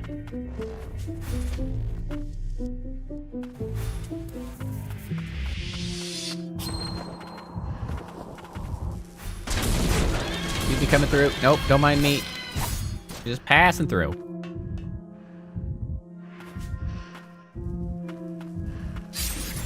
Oh yeah, this guy. That would explain why... Oh lord, there's so many of you. Excuse me, coming through. Excuse me, watch out. Heads up. Don't mind me. Nothing to see here. Wait. Ow. Ow.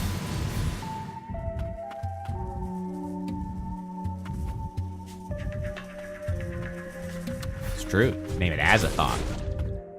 Wow, there was a respite right here as well. Well, that's annoying. You're here to bring an end to Declan. He is presently submerged in that therapeutic tank here. There. Here, there, anywhere. Oops. Oops, oops. There we go. Oh. That's probably the therapeutic tank she's talking about.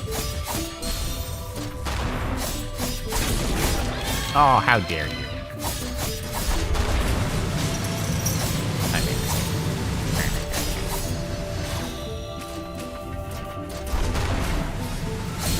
No, I'm gonna die. I don't want it. I don't want it. I don't want it. I found a secret thing. Never mind, I'm out of here. Later.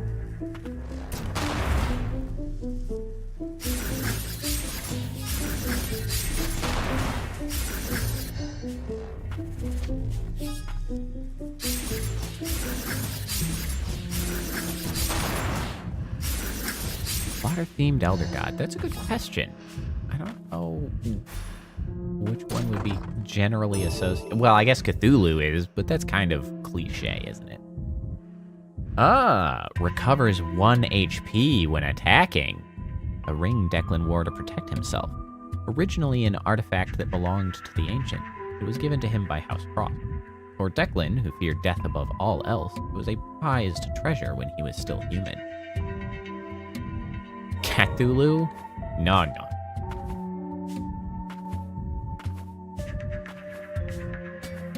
Or are you implying that it's pronounced Cthulhu instead of Cthulhu? Or are you talking about a Cthulhu? Both possible.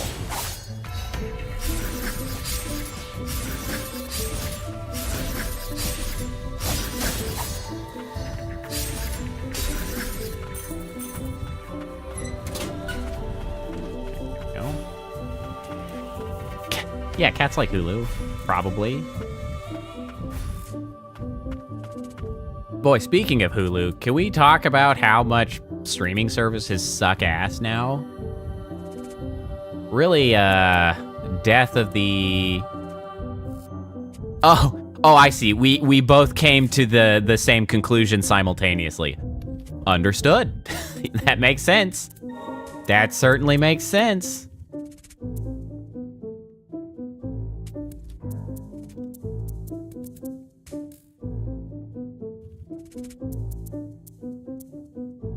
Oh, wow, I have some that cost 4 slots now. Or is that 9 slots?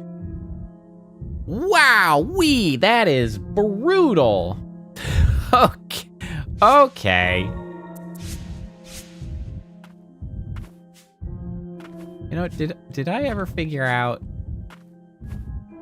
what this one did? Stupid reduces weight.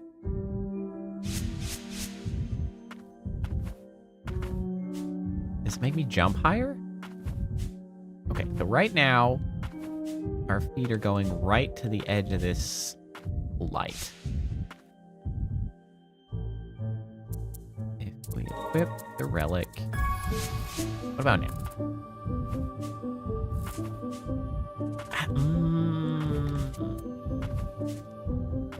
Doesn't feel higher. What does it mean? I don't understand. I guess I'll just keep it for now.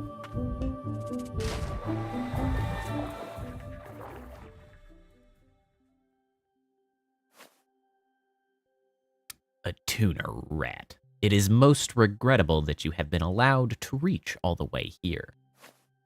But how fortunate that it should be the vessel of a priestess.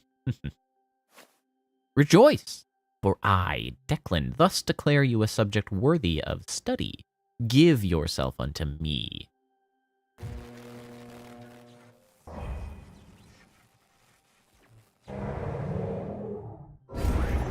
Oi, my bones! Whoa! Ow!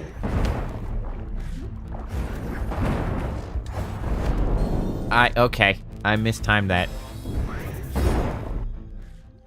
Alright.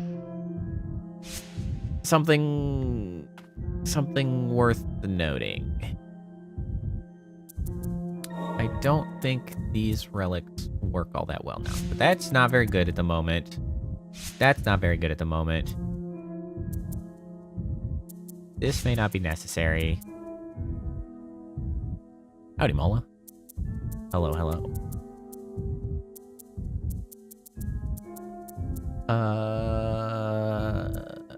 Let me see. What can I do to hurt him with more violence? We can do that. Increase damage dealt when attacking in water. We're definitely doing that. Autonomous ability. Damage dealt by 20 minutes. And staggered enemies. Bump up the SP gauge, I suppose.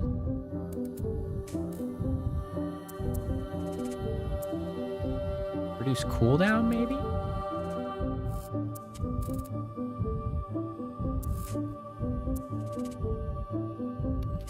Oh, reduces damage taken by 10%. I mean, sure. That's not too bad. Okay, but this is no longer what we want to be using.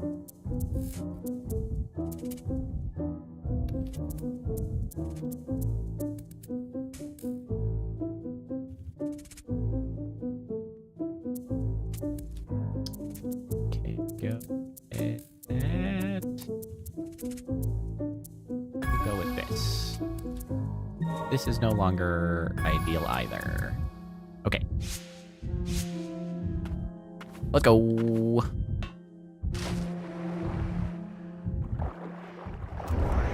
Oi!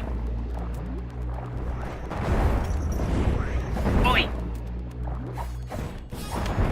Nope. Ooh, I didn't dodge it. I thought I dodged it.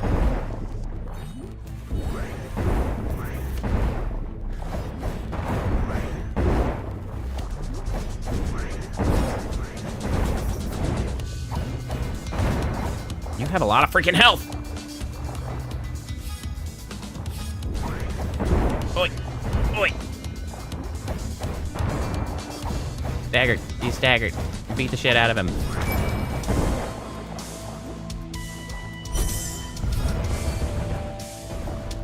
Oh, he does do statuses.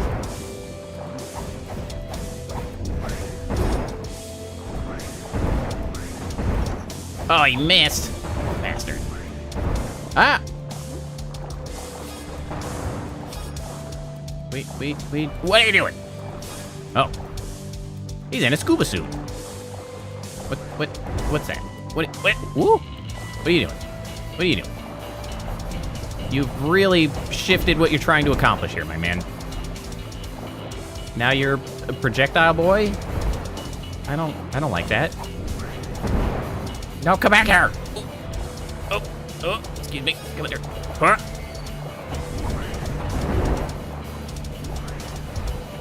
Ay, yo.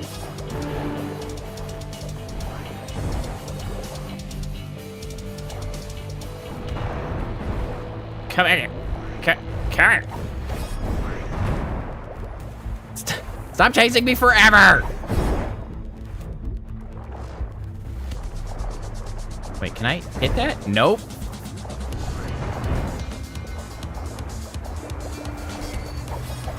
Oh, I don't love that. For crying out loud, man. Come on, man.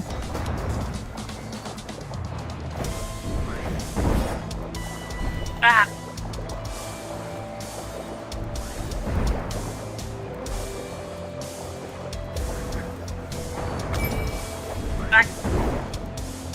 Huh. No, you left.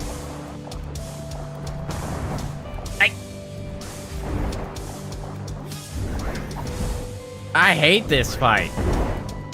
Ah! Woo.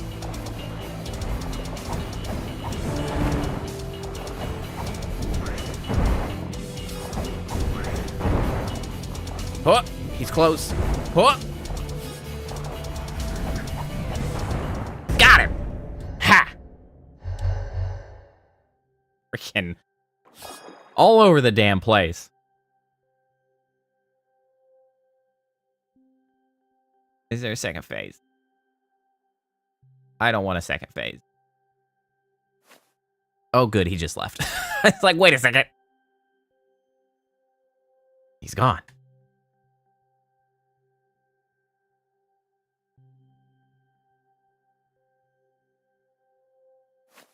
That's... what is that?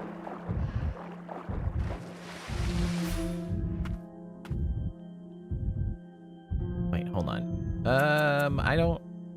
I guess I don't actually know what's going to be coming up next, do I?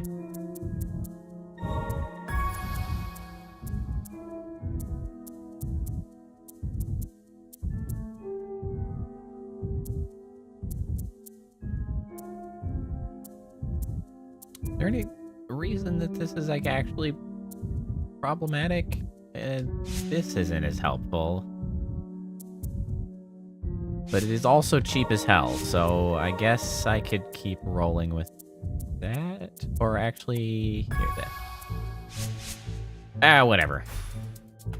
We'll just keep rolling.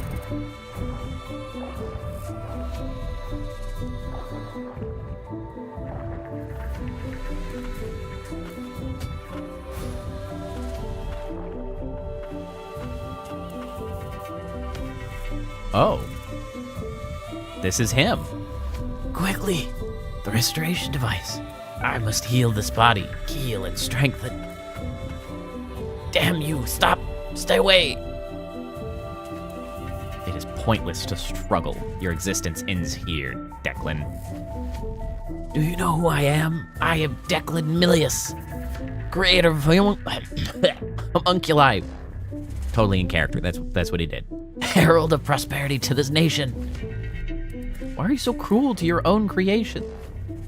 All the torture, all the pain, they aren't your playthings, they're people too. People, homunculi.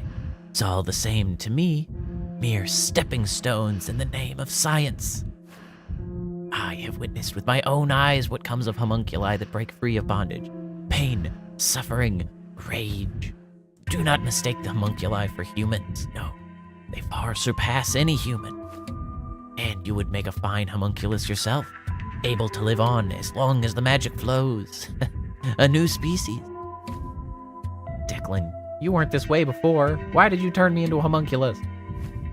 Hold your tongue, worm of the lower stratum.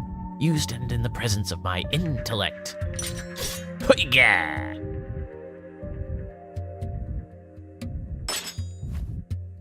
It's enough out of you. He didn't even remember me. I doubt he remembered me either. All he ever cared for was himself.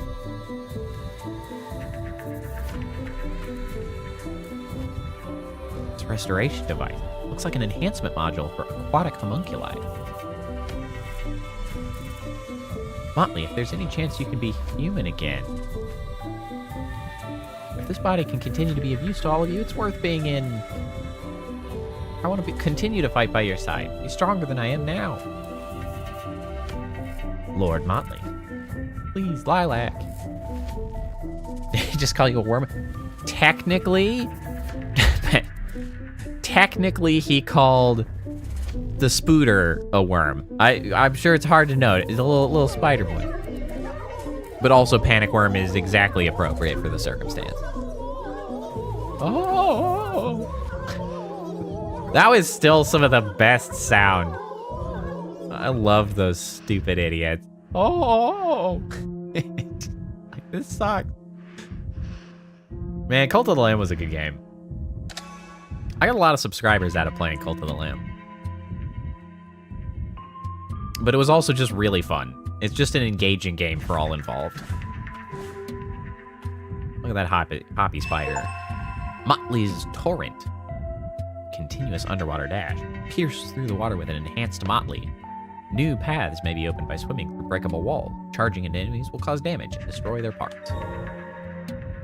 Yay, a dash. I always was a good swimmer. You're a spider? I didn't really think you were an aquatic homuncula. But here we are. We did sacrifice Phantom a lot in that. That's true. Oh, that is true.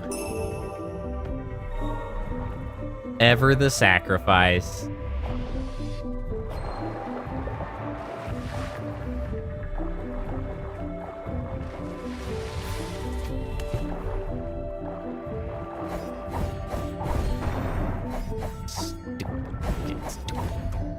Get out of here. Spiders that walk on water are horrific. Yeah, well, I don't. They don't really bother me. I don't think. I don't think a spider on water is necessarily any more alarming than anything else. That's true. Winnie was working hard. Priestess is working hard. The corpses of phantoms stacked up seemingly every day. And back they came for the next round.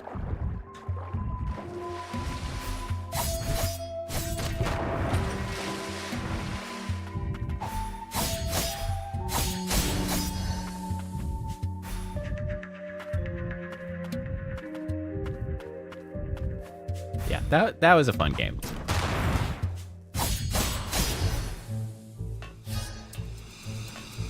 Plus, Cult of the Lamb, like, I like Cult of the Lamb also just because the developer for Cult of the Lamb is worth supporting, I guess you could say. Like, they're just worth supporting. And I like games that are made by people worth supporting.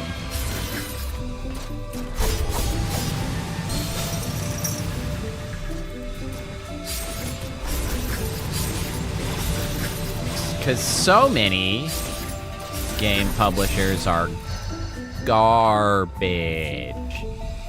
Oh, I mean, on the subject of game developers being garbage, do you see they laid off staff from Marvel Rivals, the breakout success that is making a shit ton of money? And they're like, well, thanks for your efforts. Now go pound sand. Not Bethesda. Not Bethesda. Not this time. No, Warner Brothers is on the chopping block now. And they're apparently killing 3 more studios or whatever.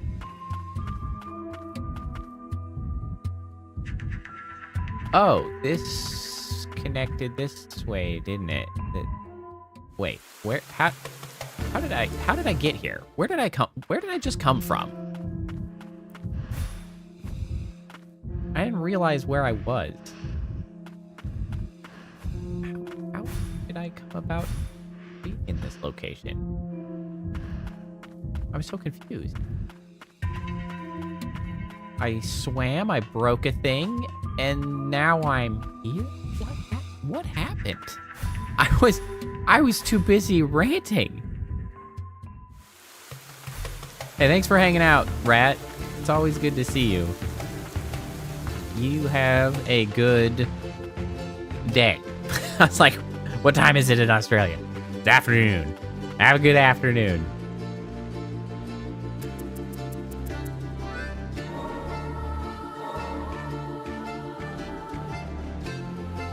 Yeah, Xbox going weird like that, which honestly, I think is probably fine.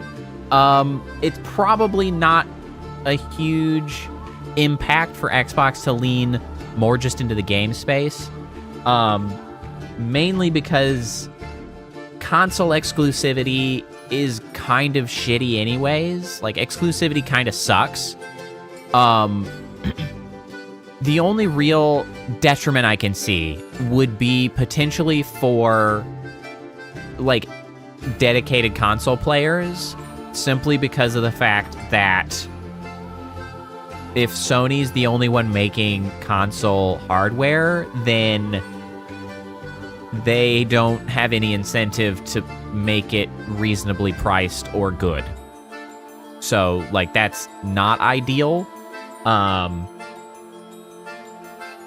But I mean, as long as things are coming to PC, from my personal perspective at least, that's not really a big deal because I like having a PC.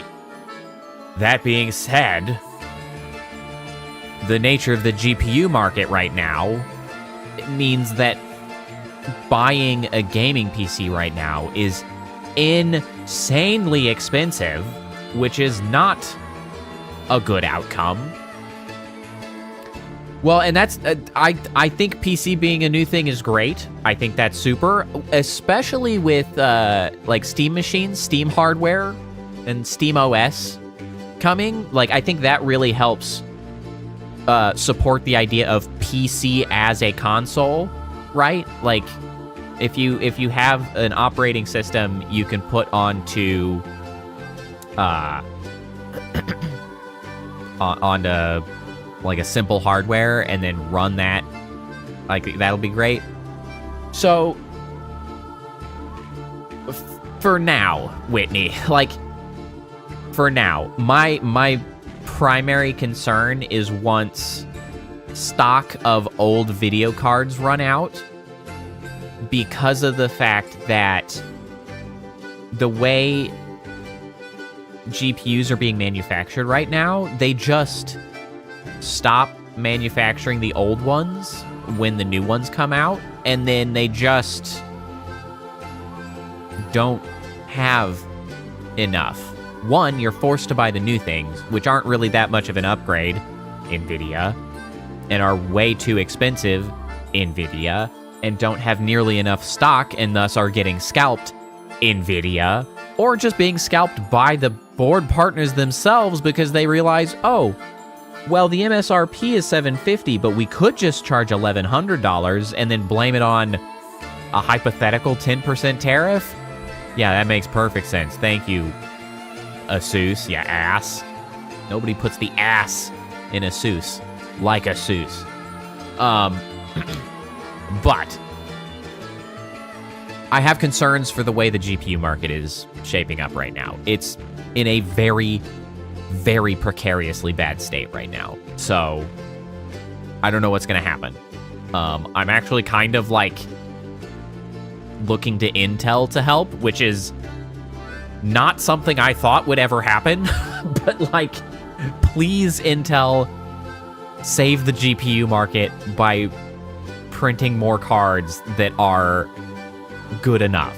Like, if they can keep putting more into the mid-tier, that might actually put competition back in play, and NVIDIA will, well, they probably won't stop charging an exorbitant amount, but at least there'll be alternatives. Because they have the top end sort of on lock, which sucks. You know, I used to like NVIDIA. They really, nothing, like, epitomizes the phrase, you either die a hero or live to become the villain, as corporate America. Am I going to switch to AMD? I am not sure, honestly. I don't have any, like, I don't know, fundamental qualms with AMD, besides the fact that historically they've just been not quite matching up on performance. I like AMD chips. Like, I've been using a freaking Ryzen for a long time. Well, I mean, maybe, Whitney. We'll see. That, honest, nothing would make me happier than the AI bubble bursting with so much violence. Like, I would be ecstatic for AI to just explode with the force of 1,000 suns and just go directly into the toilet. I would be the happiest. And that would definitely drive down card prices, which would be wonderful. I would love that for everyone involved. But I don't know if it's going to happen yet.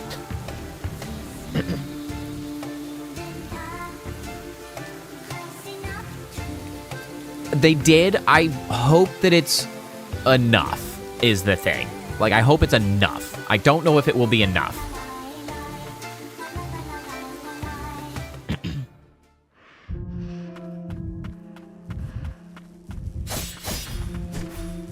Leave me alone. Oh, right. The AMD thing. My main concern about AMD right now is that they don't have an intention to compete at the high end. So they've said.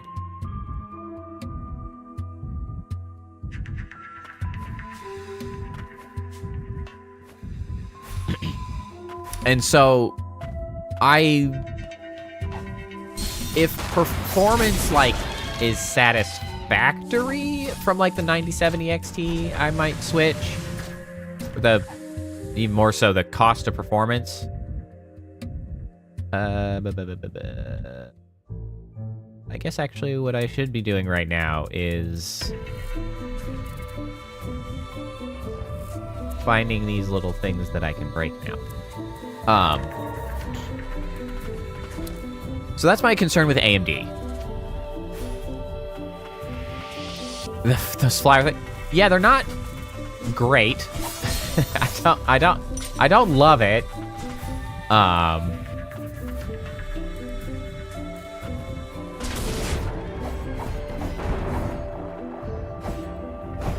Yeah, so my concern is AMD not competing enough, which is honestly a damn shame. Specifically because, like, I'm concerned that they decided to sort of throw in the towel, like, mere moments before possible victory, so to speak, simply because of how god-awful the NVIDIA 50 series launch has been. And, like, this being the time that AMD has decided, like, we're not going to compete at the high end anymore. It's really unfortunate. Just because, like, the uplift this generation from NVIDIA is just not very good. And I think they could have been close. It's like, for instance, I don't know how much you guys pay attention to it. There are so many of these assholes. Good God.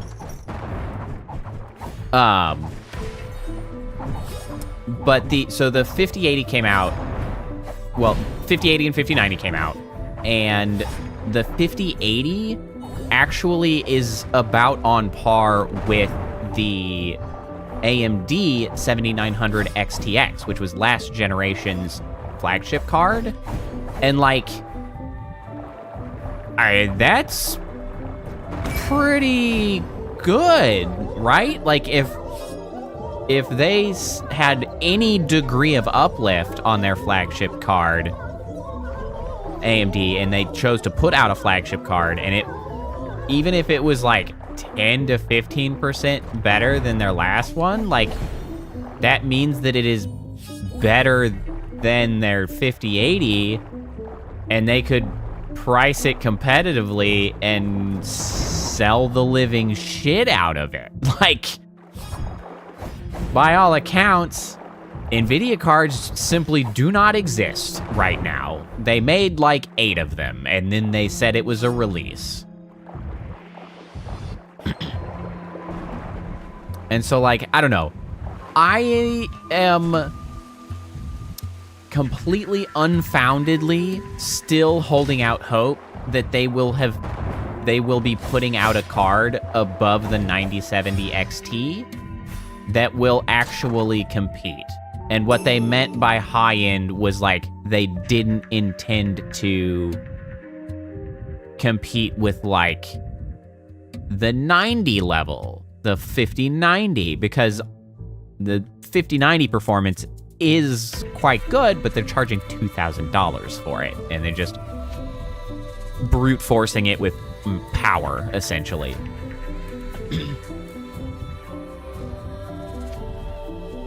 Would I use a Raspberry Pi? I mean, I would. I don't really have any specific application for a Raspberry Pi, personally. I've had friends and like work associates who poke around and dabble with Raspberry Pis, doing all kinds of stuff. I never really got into it. I'm nothing against Raspberry Pis. They're very versatile, cheap as shit little guys to get and do stuff with. I just never did. Never got into it. A cracked magicite dagger. A dagger concealed by a homunculus that had plotted to murder Declan, covered in magicite. After the attempt on Declan failed, the homunculus was sent to the holding cells. Pie sounds good right now. Oh, man. I watched, I don't know if you guys are familiar with Good Mythical Morning. It's a show me and my wife watch every day. Their YouTube channel that just does, I don't know, very wholesome, entertaining content. But they were eating donuts today, and I was like, donuts, you say? Excuse me. I would love some goddamn donuts. Yeah, Rhett and Link. I love Good Mythical Morning. They're very fun. They were eating donuts, and I was jealous of their donuts.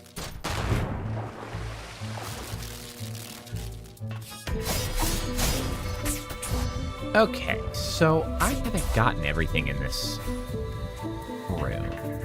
What about this? I knew it.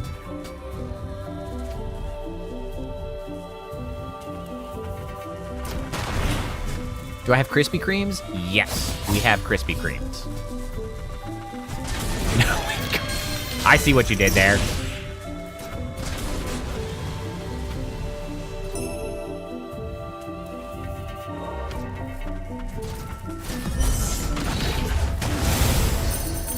Dude, that was sick.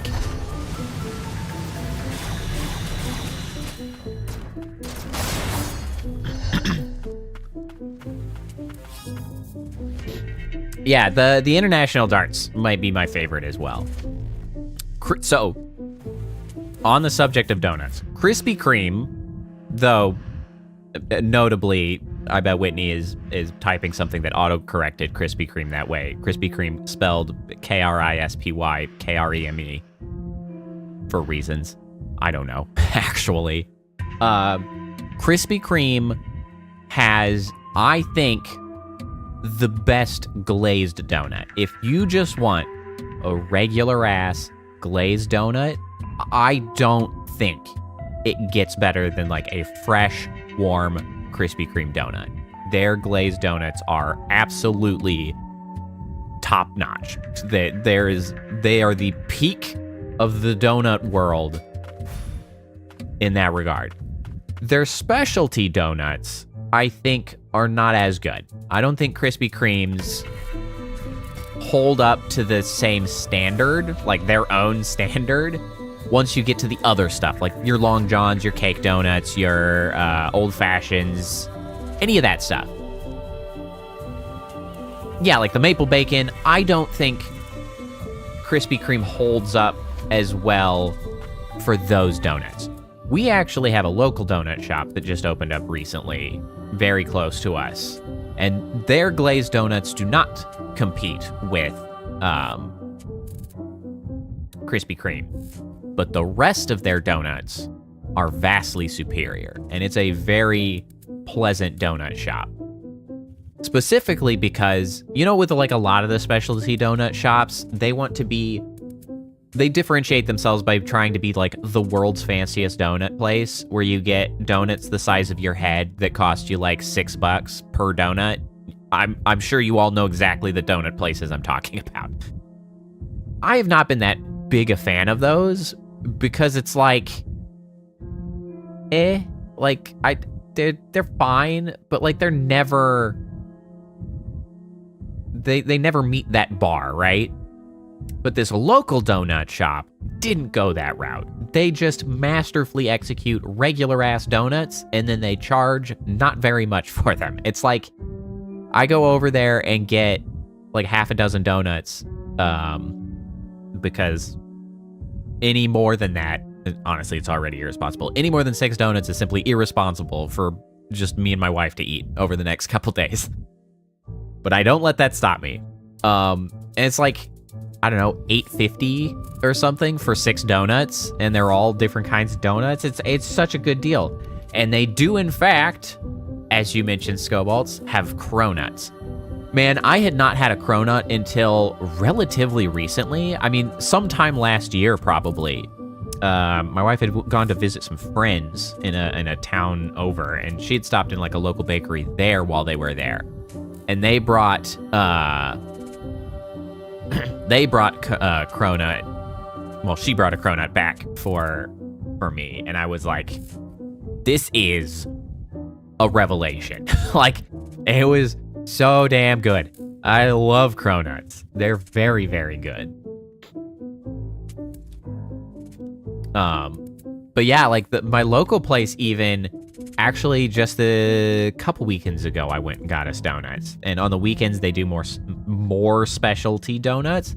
They actually had like fresh strawberry and cream, not cronut, but just croissant sandwiches. So it was like croissant and then like whipped cream, fresh strawberries, other half of croissant. It was like neat. It's like not quite a donut, but neat. Still great. They got good donuts there. I like them very much.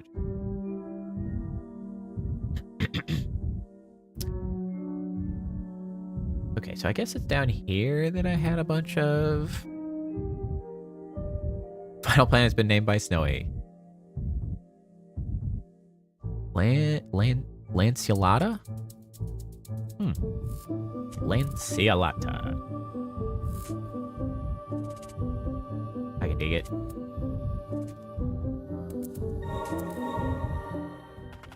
Crorb. Crorb.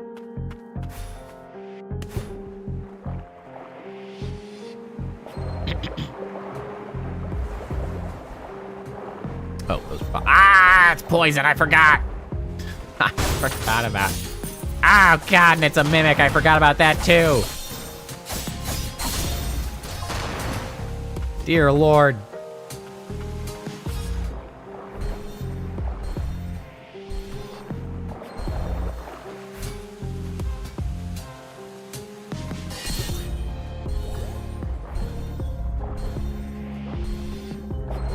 Run. Run.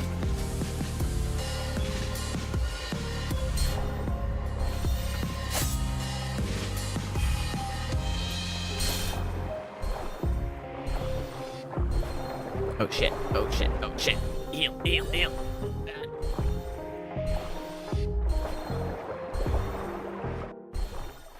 Oh god, it keeps getting worse. Oh, it's twice as heavy poison. We have got to get some variety of poison immunity from here. We can't come in here before we've got something like that. That was disastrous. Land of... Oh, that was the land of origin. Oh, well. Would you look at that?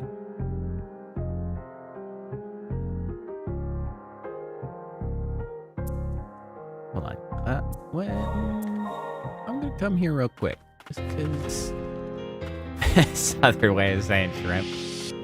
Fair enough.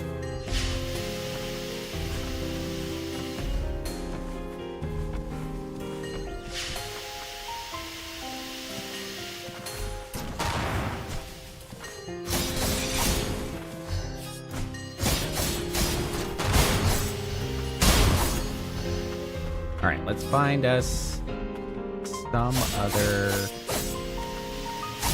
hidden thing in this area.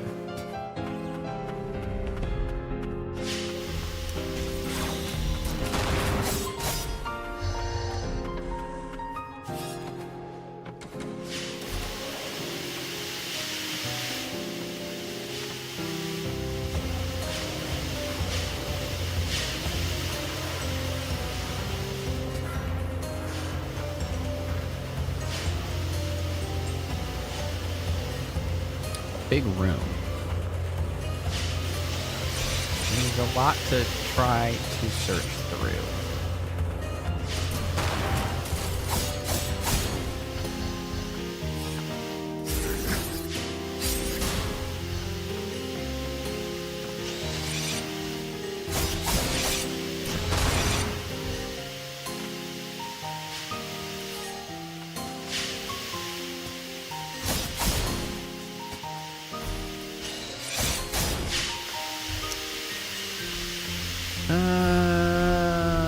Where could anything be?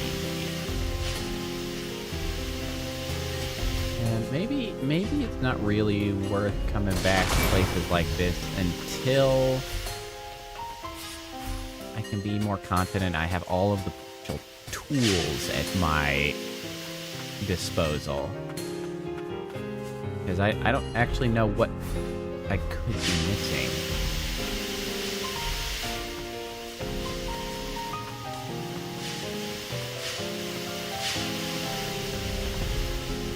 I also haven't really decided yet if I do in fact want to try to... what's over here? Run. Nope, not hidden. Damn. Was hoping.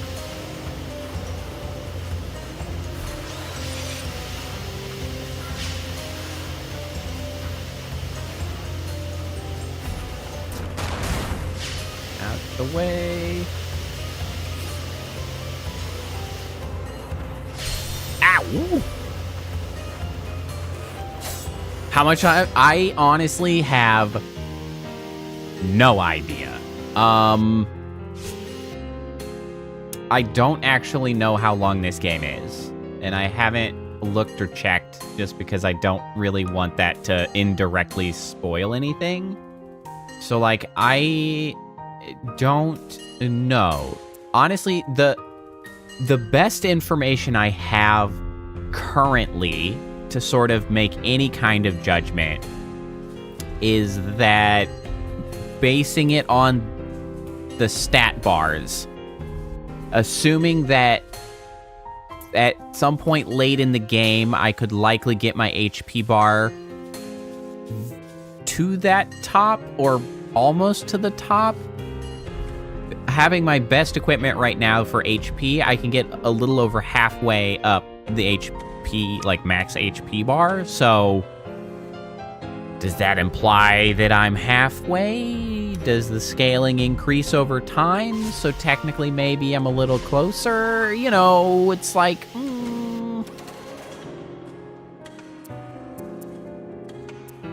I don't know. I have little knowledge of how close I am to the end. Minecraft home. I cannot help myself in Minecraft but to build castles. I like castle. So that is always my suggestion. Castles.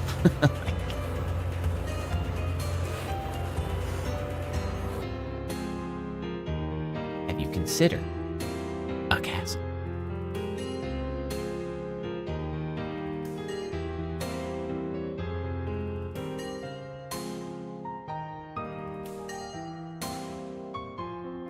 You know, maybe I should come down here and open this just to make this not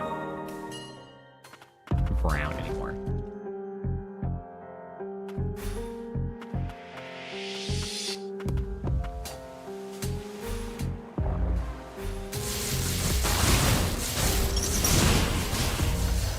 Yeah, get out of my face.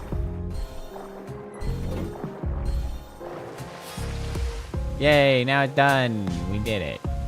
Look at that. Ground's flat enough for a castle. You know what that means. Castle done.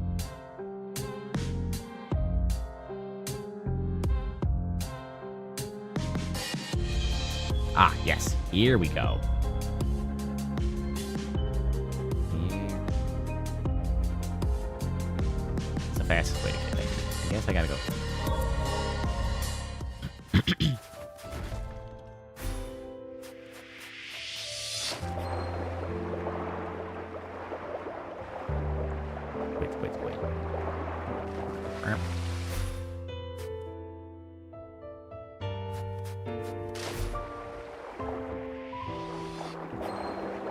Geronimo, boink. No, why?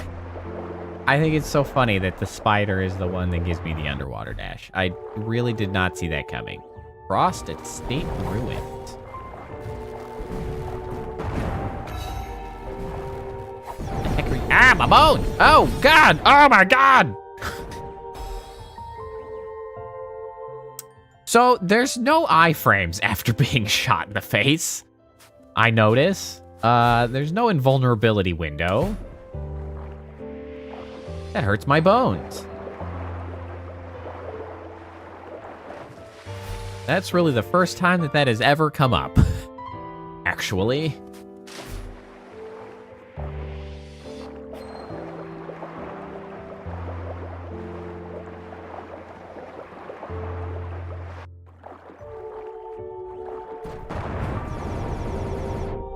Jesus. No, thank you. No.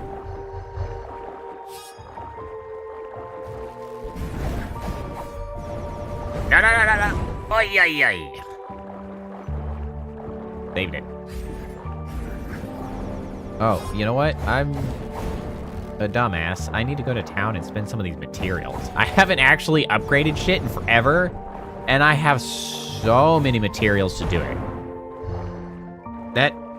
That is a foolish thing to have done. That's fine. That's fine. We'll get there. Chill, man. He's got crazy. Frost Confidential. From purifier to tuner. A purifier is a device that would be built by implanting an artificially made priestess into a culture tube. A tuner is a device meant to absorb the blight generated during the purification process, thereby relieving frost sorcerers of the burden. Today, purifiers are used as tuners and are invaluable in controlling the soul present in homunculi core, as the process is always accompanied by the threat of blight. I see. Yeah. Choice made by having a shit ton of stone. I've been there before.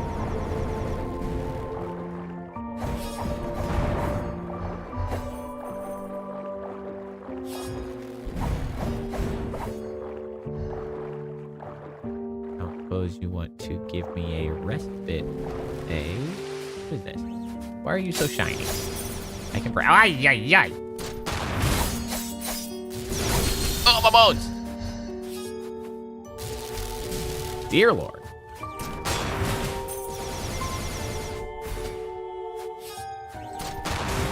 Ah.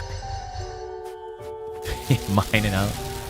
I was never into just like strip mining stuff. I that was never my cup of tea in Minecraft.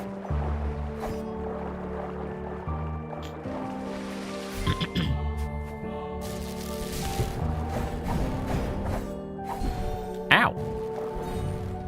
Have I heard of Al Pacino's Scarface? I have heard of it. I actually haven't seen it ever.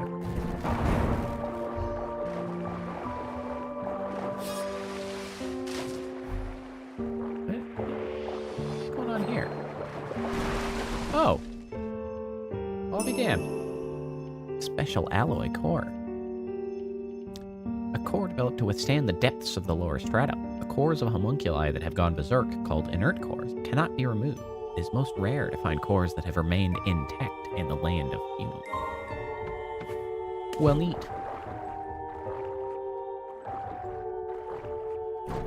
What the heck? What the heck? Get out of here. Ow! Ow! They attack so fast!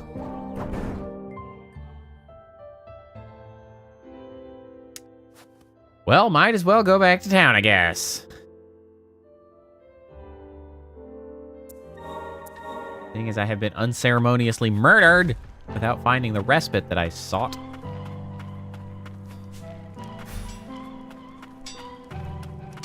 I have tons of material.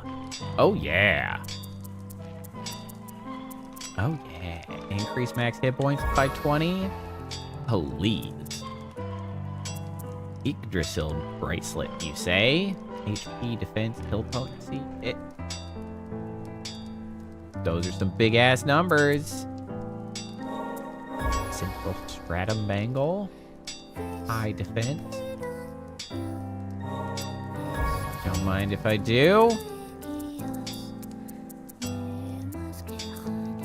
Okay, we got... Damn, there's a lot of stuff down here. Evasive fragrance. A relic. Slightly increases invincibility period when dodging. Oh. Ward propagator. Speeds up recovery actions. That's been there. I just haven't gotten it.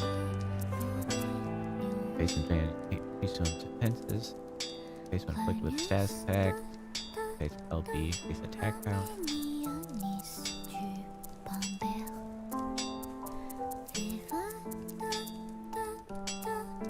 What do we got here? Nullifies when timed correctly. Counterattack in the form of a shockwave. Improves stats, but does not grant any additional action.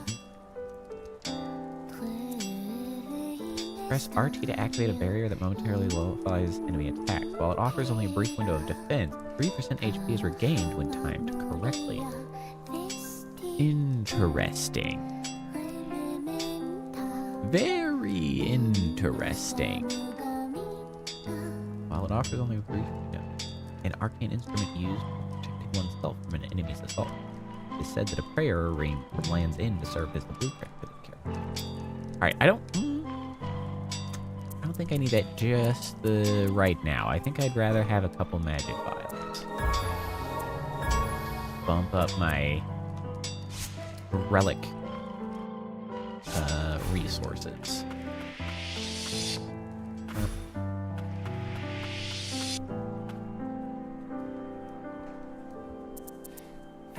Also enhancing ability.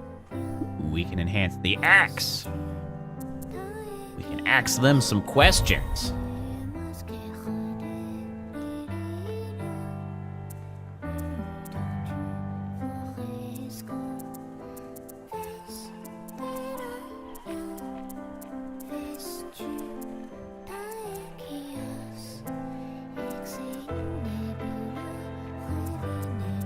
Got a magic amplifier, which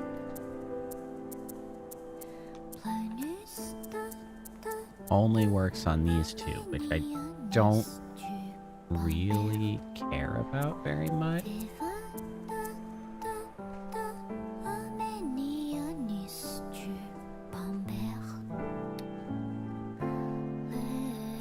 Okay, I like that a lot better than that. Unlock that. That looks far more interesting.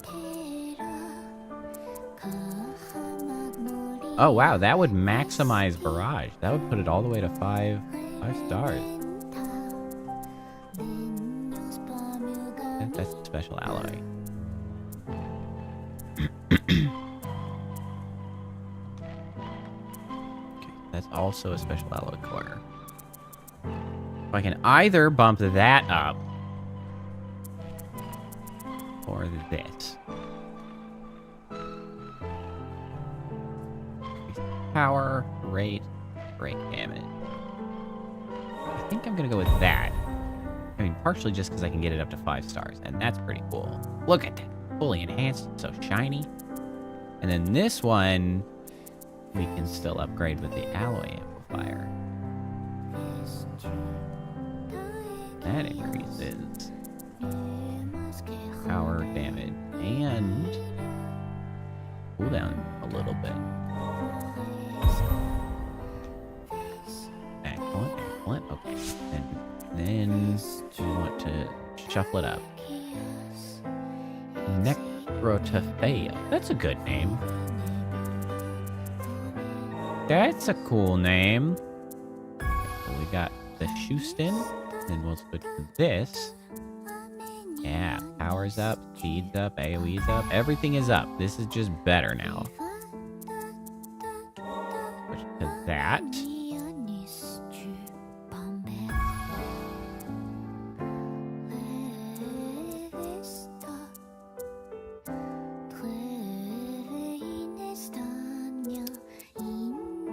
No, I still like that.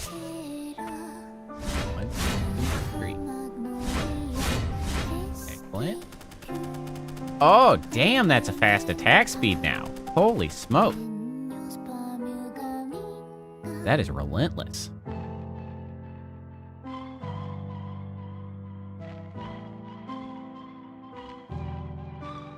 It's Greek for graveyard. That's a good one.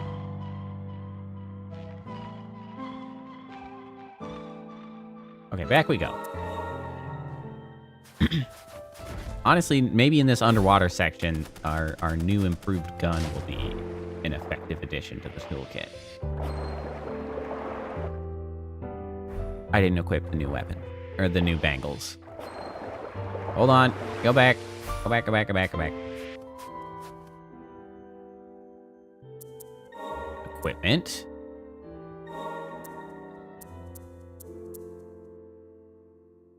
Yes, that's just overall better in every potential way.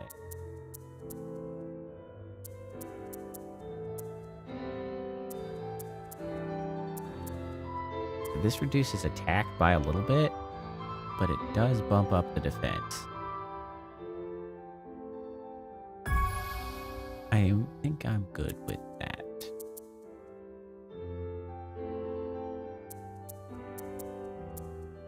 And relics, we have a little bit more space now.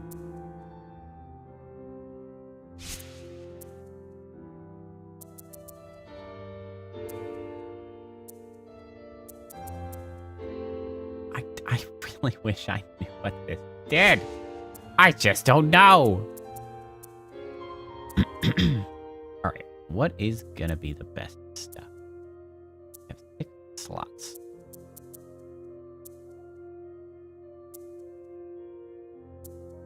I'd really like to just kind of increase damage broadly. I am going into a water area, so I guess the damage while in water is kind of a no-brainer for the moment. I have the gun. That's the pressure ability. Could bump the damage by 20%. I mean, I can think of worse plans, and then I guess I'll make myself low. It'll make myself lighter, despite not knowing what that does.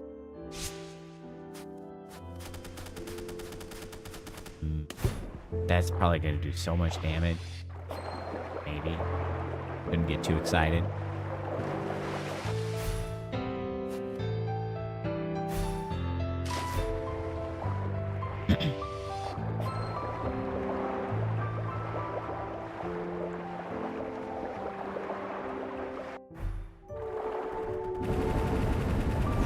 Wow, that is... Yeah, that's pretty good, actually.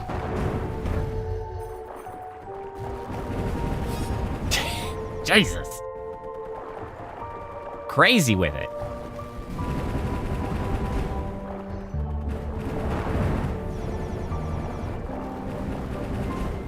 Get shot to shit.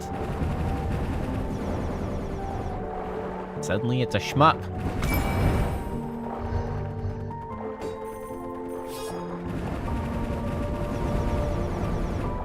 Ay, ay, ay, ay, ay. Watch where you're shooting.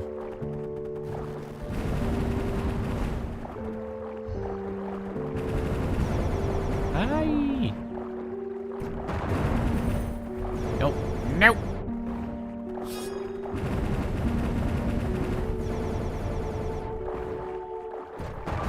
Guys are sturdy little buggers. Well, let's try going this other way first.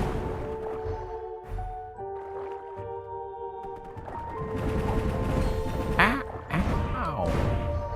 That's a lot of damage, too.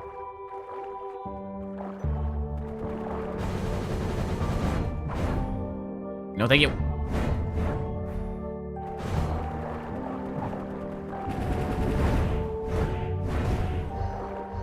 $452, that's a big number. Bonk, bonk.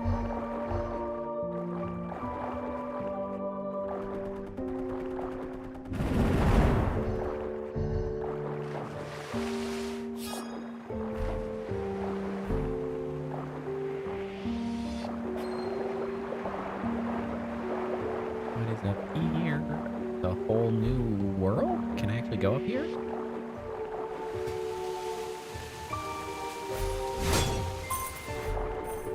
Okay, I cannot actually go through that wall, nor can I move up into a new area. I can hook to that, though. Stuff! Treasure! 3,500 material! Suddenly they are like, just throwing materials at me. Friendly robot! Hello, I am Van, an associate of Letty. I am pleased to make your acquaintance. Oh, it's Van. Really does have a new partner. Easy, Yolvin, easy. Levy requested give to Lilac, an old record. Literally an old record, actually. Partial records on elite members of House Milius. It contains a record of Arcane Smith. Arcane Smiths, you say? Looks like records of members of House Milius. Where exactly did you get this? Unable to recall, only to be returned to owner. Something's wrong. I thought, find like this, she'd want to brag about it herself. Let's try to find the owner anyway, although I'm not sure how useful it'll be given the way things are now. Uh-huh.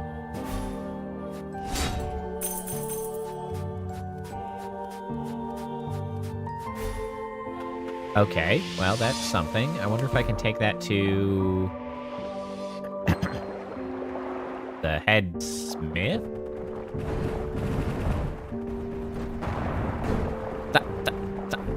Aim correctly. Aim correctly.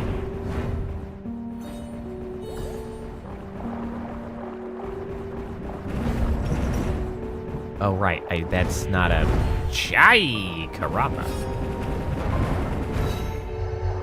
It is no longer a circular chain, so I actually have to be pointing at them.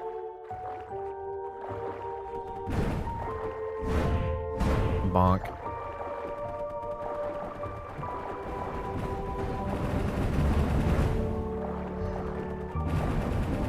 Shoot him repeatedly. The slug. Shoot him with salt. Whee!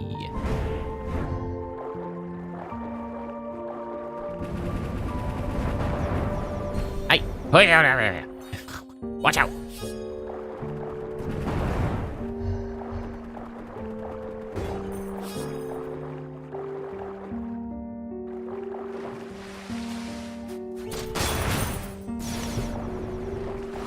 Okay, you are even worse outside of water. Okay, presumably you need a key that I have somehow?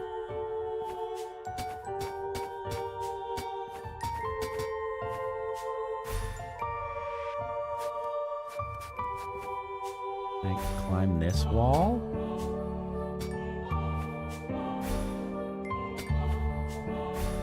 How would I get up there? I don't think I can yet.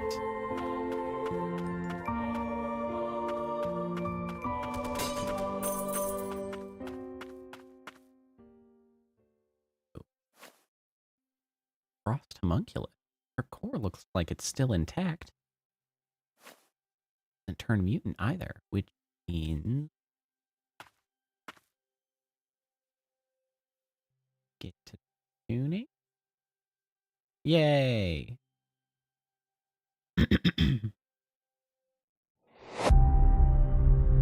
Lady Abelia, does it have to be Lilia who tunes the Grim Reaper of this? We must do what is necessary, Joran. Go now. Make the preparation. Lady Abelia. Worry not. You will protect me if necessary, yes? Of course, you may rely on me. The soul transfer ritual and act of tuning must be performed at the same time. I shall be counting on you, my dearest Lorna. Lady Abelia! Lady Abelia! Oh, it's Nola. Someone. Lady Abelia, she is my fault. I was supposed to keep her safe. Nobody blames you. It was an honest mistake. That's all. Norin? Abelia will return to us. Until she does, guard this place with your life. I'm counting on you. What? Those memories. Abelia, the head of the Four Osts. Nola, you... So, that is indeed what transpired. What happened? Was Lilia not able to tune Nola?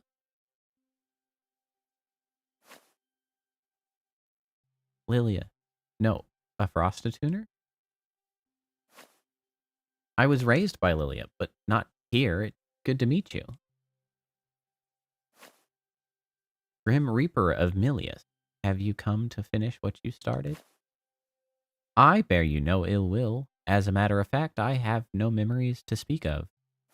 Oh, hey, Chatter, how's it going? Nor me. Any resentment I still feel is toward myself. I failed Lady Abelia, and I couldn't keep my promise to protect this place either. And Lilia, driven out for no fault of her own. Well, I appreciate it, Cheddar. Thanks for popping in.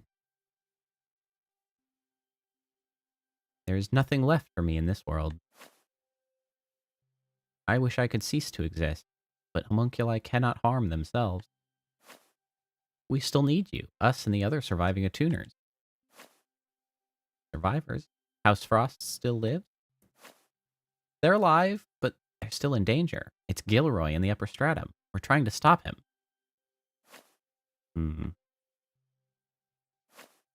I understand. I will help in any way I can. I wish to help the surviving attuners, for Lilia's sake. Take this. Frost Lord's Mark. A piece of the key that grants entry to the upper stratum. Key that was made prior to the rivalry between the Miliuses and Frosts. It allowed its bearers passage through the upper stratum in secrecy. What is it? Hey, no worries, Cheddar. I always appreciate you popping in, even if just to say hello. Well, tragically, Whitney, I am 11 subs away from my current goal, which is when I can get partner. But rating is still 1,000, annoyingly. Rating is not directly tied to that tier of partnership. It is 1,000 subs, specifically having, which is bullshit. I wish. I am 11 subs away from getting over it. That is accurate. Well, playing getting over it. I don't know if I'm going to get over it. Yeah, a freaking 1,000. It's nuts. I was flabbergasted when I saw that was a requirement. It's crazy.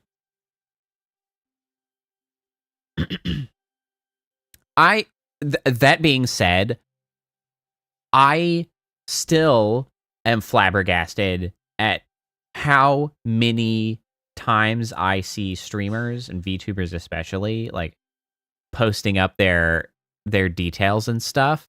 The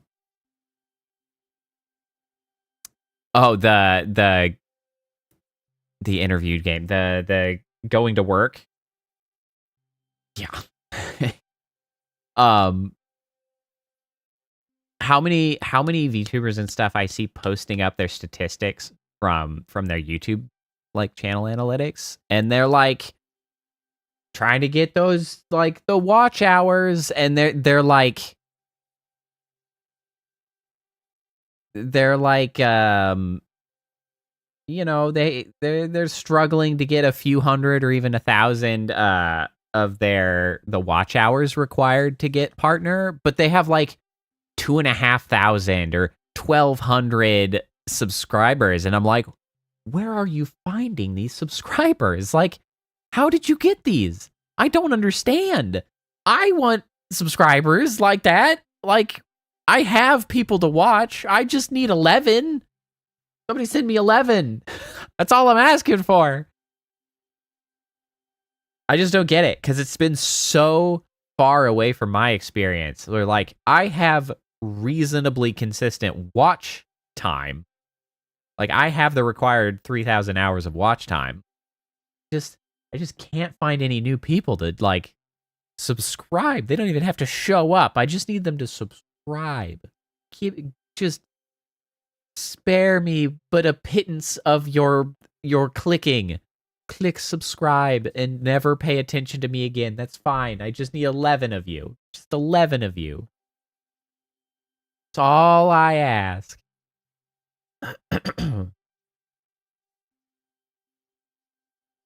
Yes, I will get back to Pizza Rogue Prologue at some point. I do need to do that. That is outside of the the 500 subscriber goal. I'll get back to it, especially since you add four-wheel drive. I gotta make sure all that stuff works, and I don't get stuck in weird places again. That's apparently what I'm good at. Anyway, it is a means to enter the upper stratum. Lady Abelia would often use it. Lady Abelia, forgive me. Oh no, she is coming with me. She's just in a chair. And controller support. True. Oh, an autonomous ability. House Frost's longest-serving homunculus, designed to resemble a doll-like figure. She served Abelia, Lord of House Frost herself, both as her personal guard as well as in matters pertaining to her private and public affairs. Ever since she lost Abelia, she has continued to protect the Frost estate alone in her grief. And Bomb sense it. Yes. Damn you, Bombs. Activating the ability causes Lorna to manifest and begin attacking enemies around her. Activating the ability a second time will cause her to return. Lilac can move freely while Lorna is active. However, wandering too far from her or breaking the line of sight will cause Lorna to cease attacking and return. That's interesting.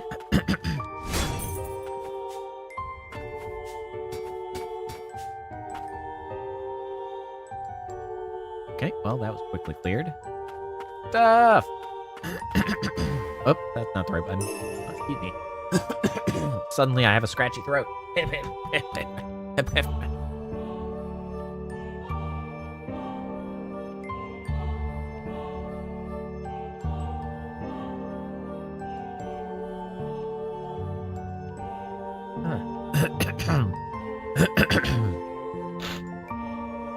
Yes, special alloy core.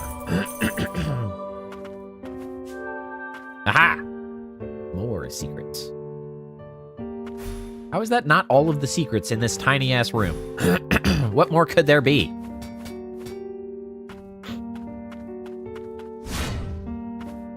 Hello?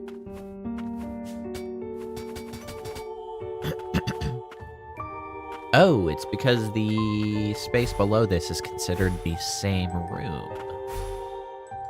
Aha.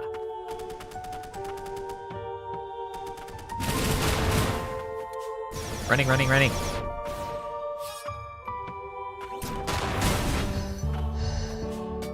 Now it's complete. A respite. A lamp and a side table. What an ordinary looking area to have a respite at.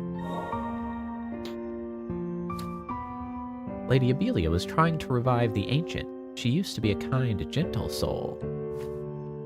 But then the reign of death came, and she began to act strangely. She would say she could feel the sorrow of the priestesses. I alone stood by her through it all. Lorna. Above all, Lady Abelia sought to protect the future of House Frost, the children of the Attuners. On behalf of Lady Abelia, I will protect you. I think it's kind of funny that the chair comes with her. like Lorna and her chair. The introduction of the Silencing Light, an arcane instrument by House Milius, has led to a sharp decline in the Blighted's number. It has forced sorcerers whose trade was to purify the Blighted to become attuners instead. Lady Abelia is sure to be resentful about this turn of event, considering the Silencing Light was created by repurposing the very research we Frost painstakingly conducted into homunculi.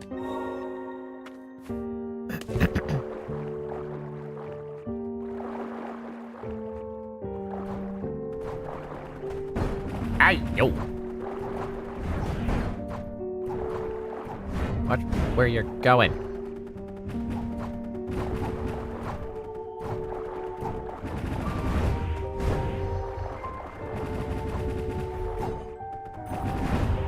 Get out of the way. I really just want to discover the... there's more than... there's 3.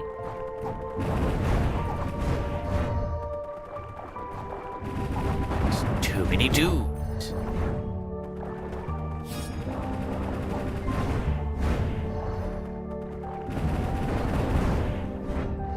No worries, Whitney. Appreciate you hanging out. I hope you have a good, restful night.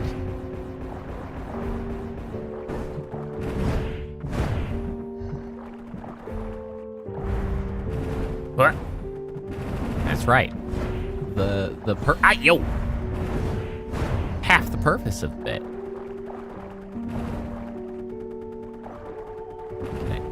Yeah, shoot him in the face. Shoot him in the face. I can just hit you through that. Some sort of secret is hidden here.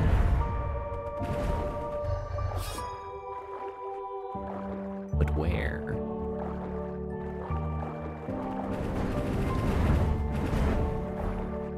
Where could it be? And what could it be? Ow, my face! That's not the secret.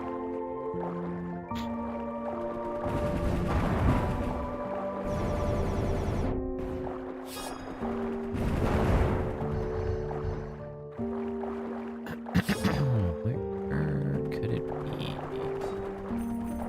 Secret entrance of some sort somewhere?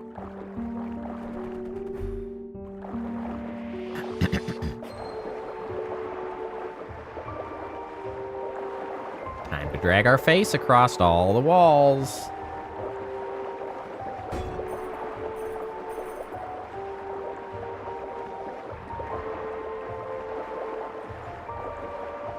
I don't actually see there's space. Well, I'll be damned. Scrap. Boy, they tuck some of those hidden spaces away real good. I'll have to keep that in mind. And by keep that in mind, I mean immediately forget after stream and never have it come up again. That's what I really need.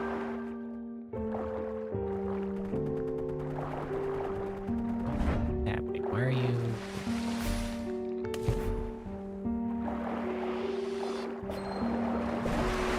I'm just gonna do that? Is this the only thing in here? Ooh, a grimoire. It is the only thing in here. Was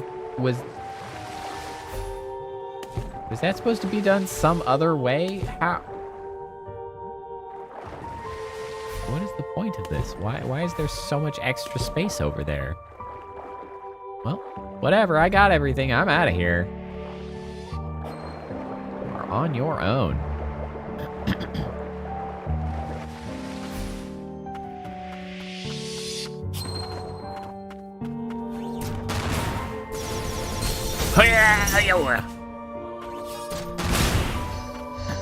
That was not the greatest angle to come into that.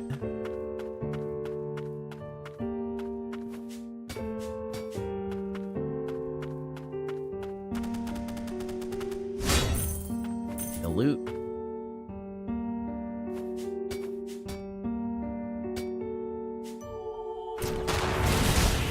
Slapped him out of the sky.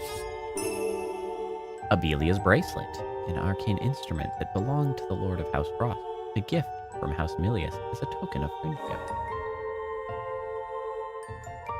I don't know how to get up there. Guess I'm not gonna worry about it for now.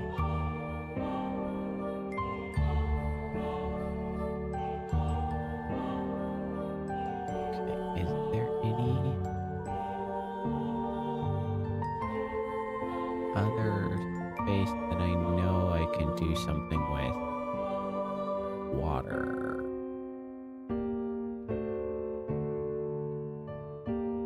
I'm check this little hallway.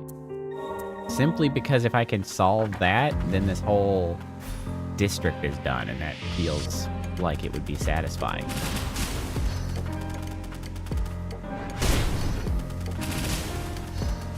I mean, it's gotta be that, right? I see. I could not break that previously. Yay! Yay! I did it!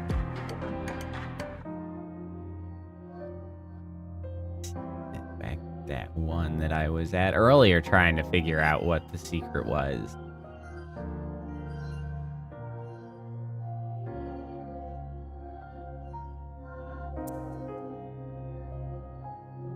Alright, let's go back to town. I got a new grimoire. Oh, you know what else I can do is upgrade some of these potentially.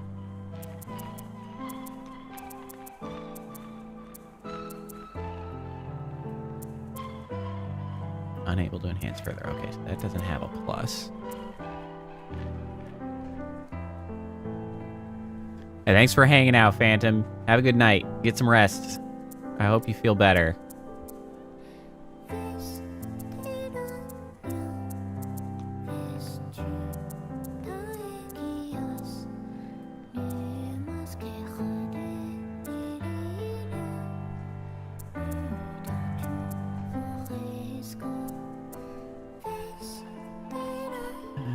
What have we got here?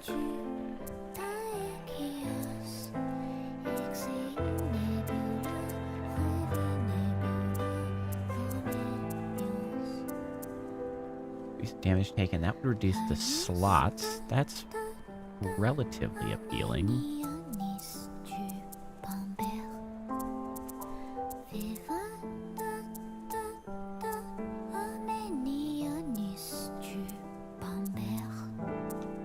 I feel like this is a good one to get. Just as a universally beneficial thing. 10% reduced damage? Great. At a reduced cost? Cool. Oh.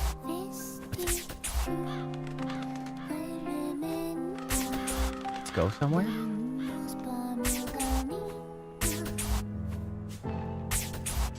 I'll be damned. Hey!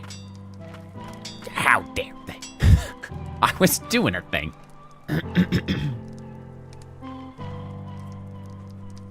How's Levy doing? Haven't seen her in a while.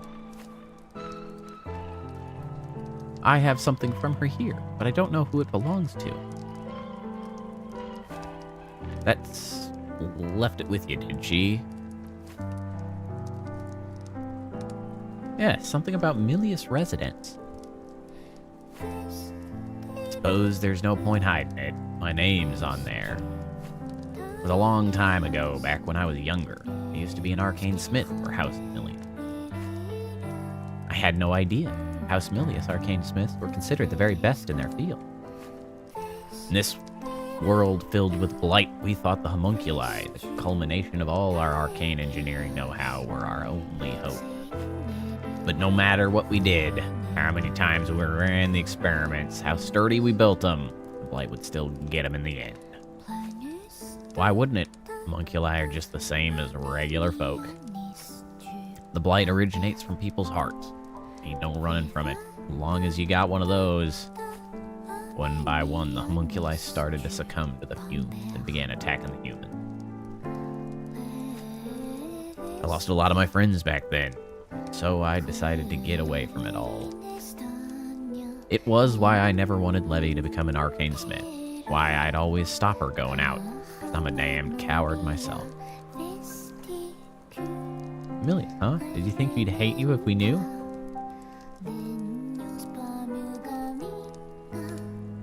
Levy? Hey, she showed up. Levy, you heard?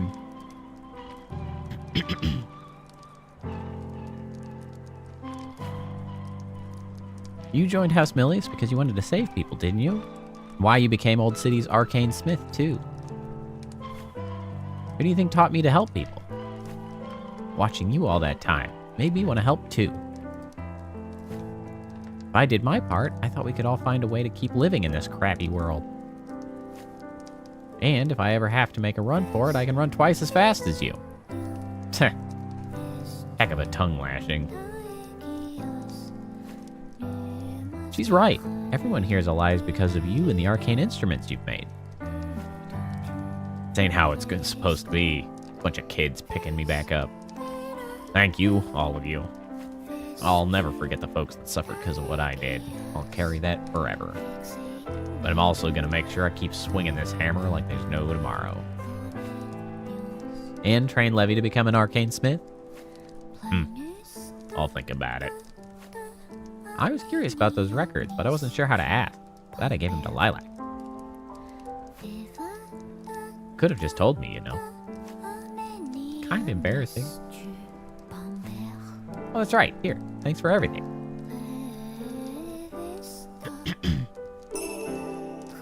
Oh, Levy's mantle. The mantle fashioned by Levy for Lilac has been made using items scavenged from the lower stratum. Mantle. It's the same color as yours. Oh, wait. That was Yolden. Yep, it's made out of the same stuff. We're in this together, after all. Thanks, Levy. Let's keep working together. Try not to get into too much trouble, okay? I guess that's that.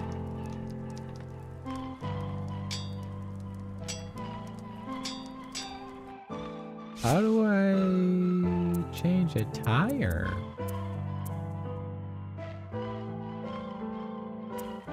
Where's that go?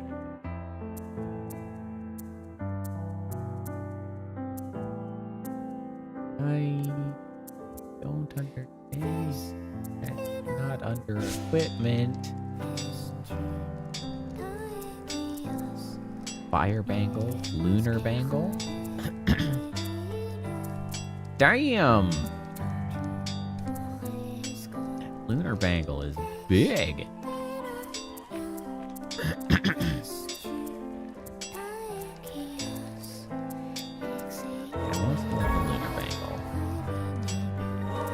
Couple more of these bad boys.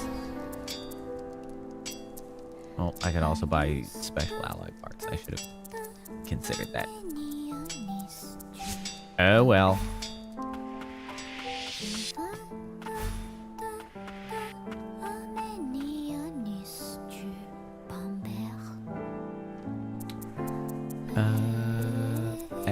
Extra? Whoop. The X menu or recipes can change costumes, view information on enemies and characters, and enjoy artwork from the game. Be unlocked using fragments obtained by defeating enemies. There we go. Oh,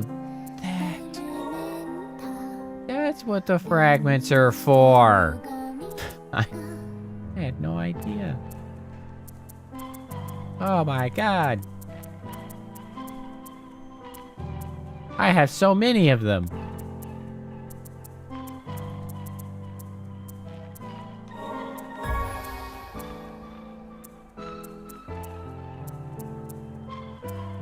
Who freaking knew? Why would I? Lilac? What is? Oh, I can look at the animations. That's a whole thing.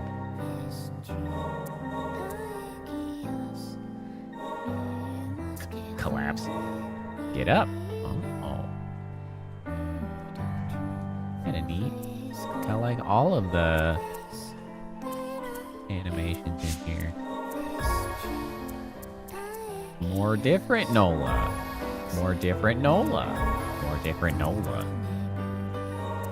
Neato. Neato. Neato. Neato. Golden. Golden. Golden. Golden. There's definitely an achievement for unlocking all this shit. There's no way there's not.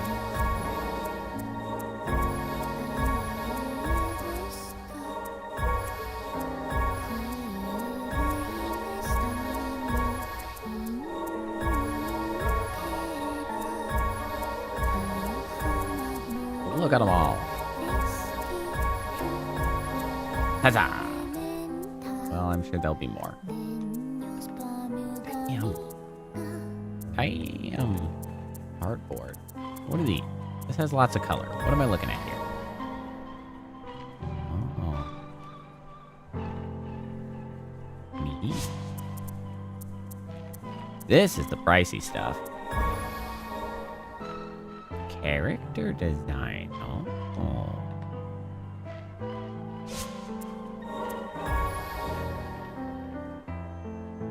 No, character design.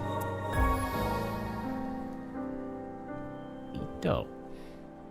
What's going on over here? This is a totally different person on the right here. Hello?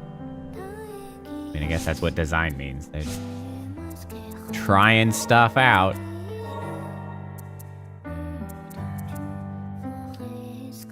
Damn, that is really good. Oh man, that's big. Yeah, that's good stuff. I got 3 more slots now. Okay, let's rework some of this. Because these 2 I don't really need anymore. Break damage is good. Reduce damage taken is good. Movement and jump.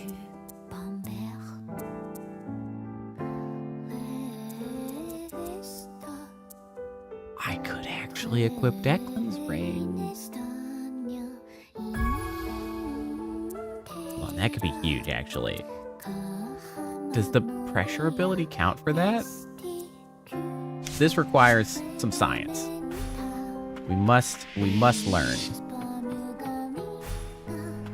Oh, right. Also, I got distracted and forgot that I was trying to get an item up here. Thank you very much. Eye of the Homunculus. Increases scrap obtained from destroying enemy parts by 50%. I see. Now we have discovered all.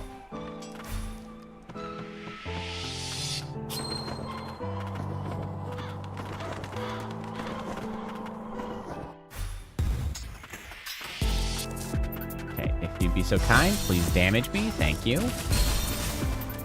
Oh my god, that's so good. Oh, that's so good.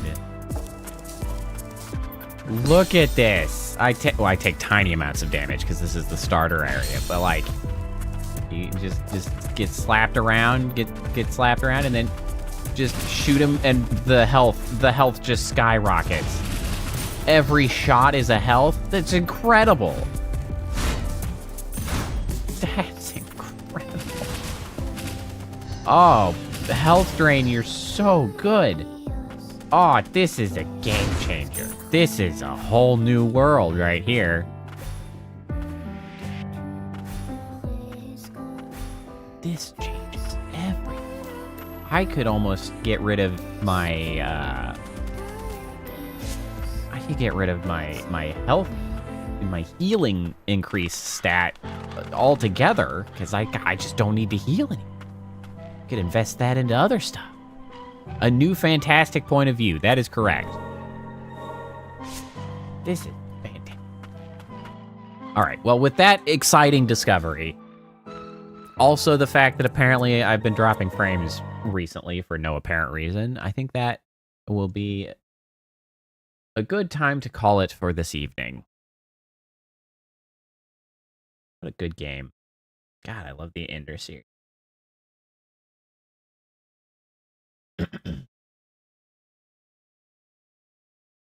Also, what a good stream. Thanks everybody for being here. Mostly just Seaweaver at this point. Everyone has had to wander off to bed. Curse my late hours. But thanks for hanging out. Thanks for chatting. It's been a delight, as always. I hope you enjoy the rest of your week. I hope you get a good night's sleep. And I will be back on Thursday for more. I'll see you then. Bye.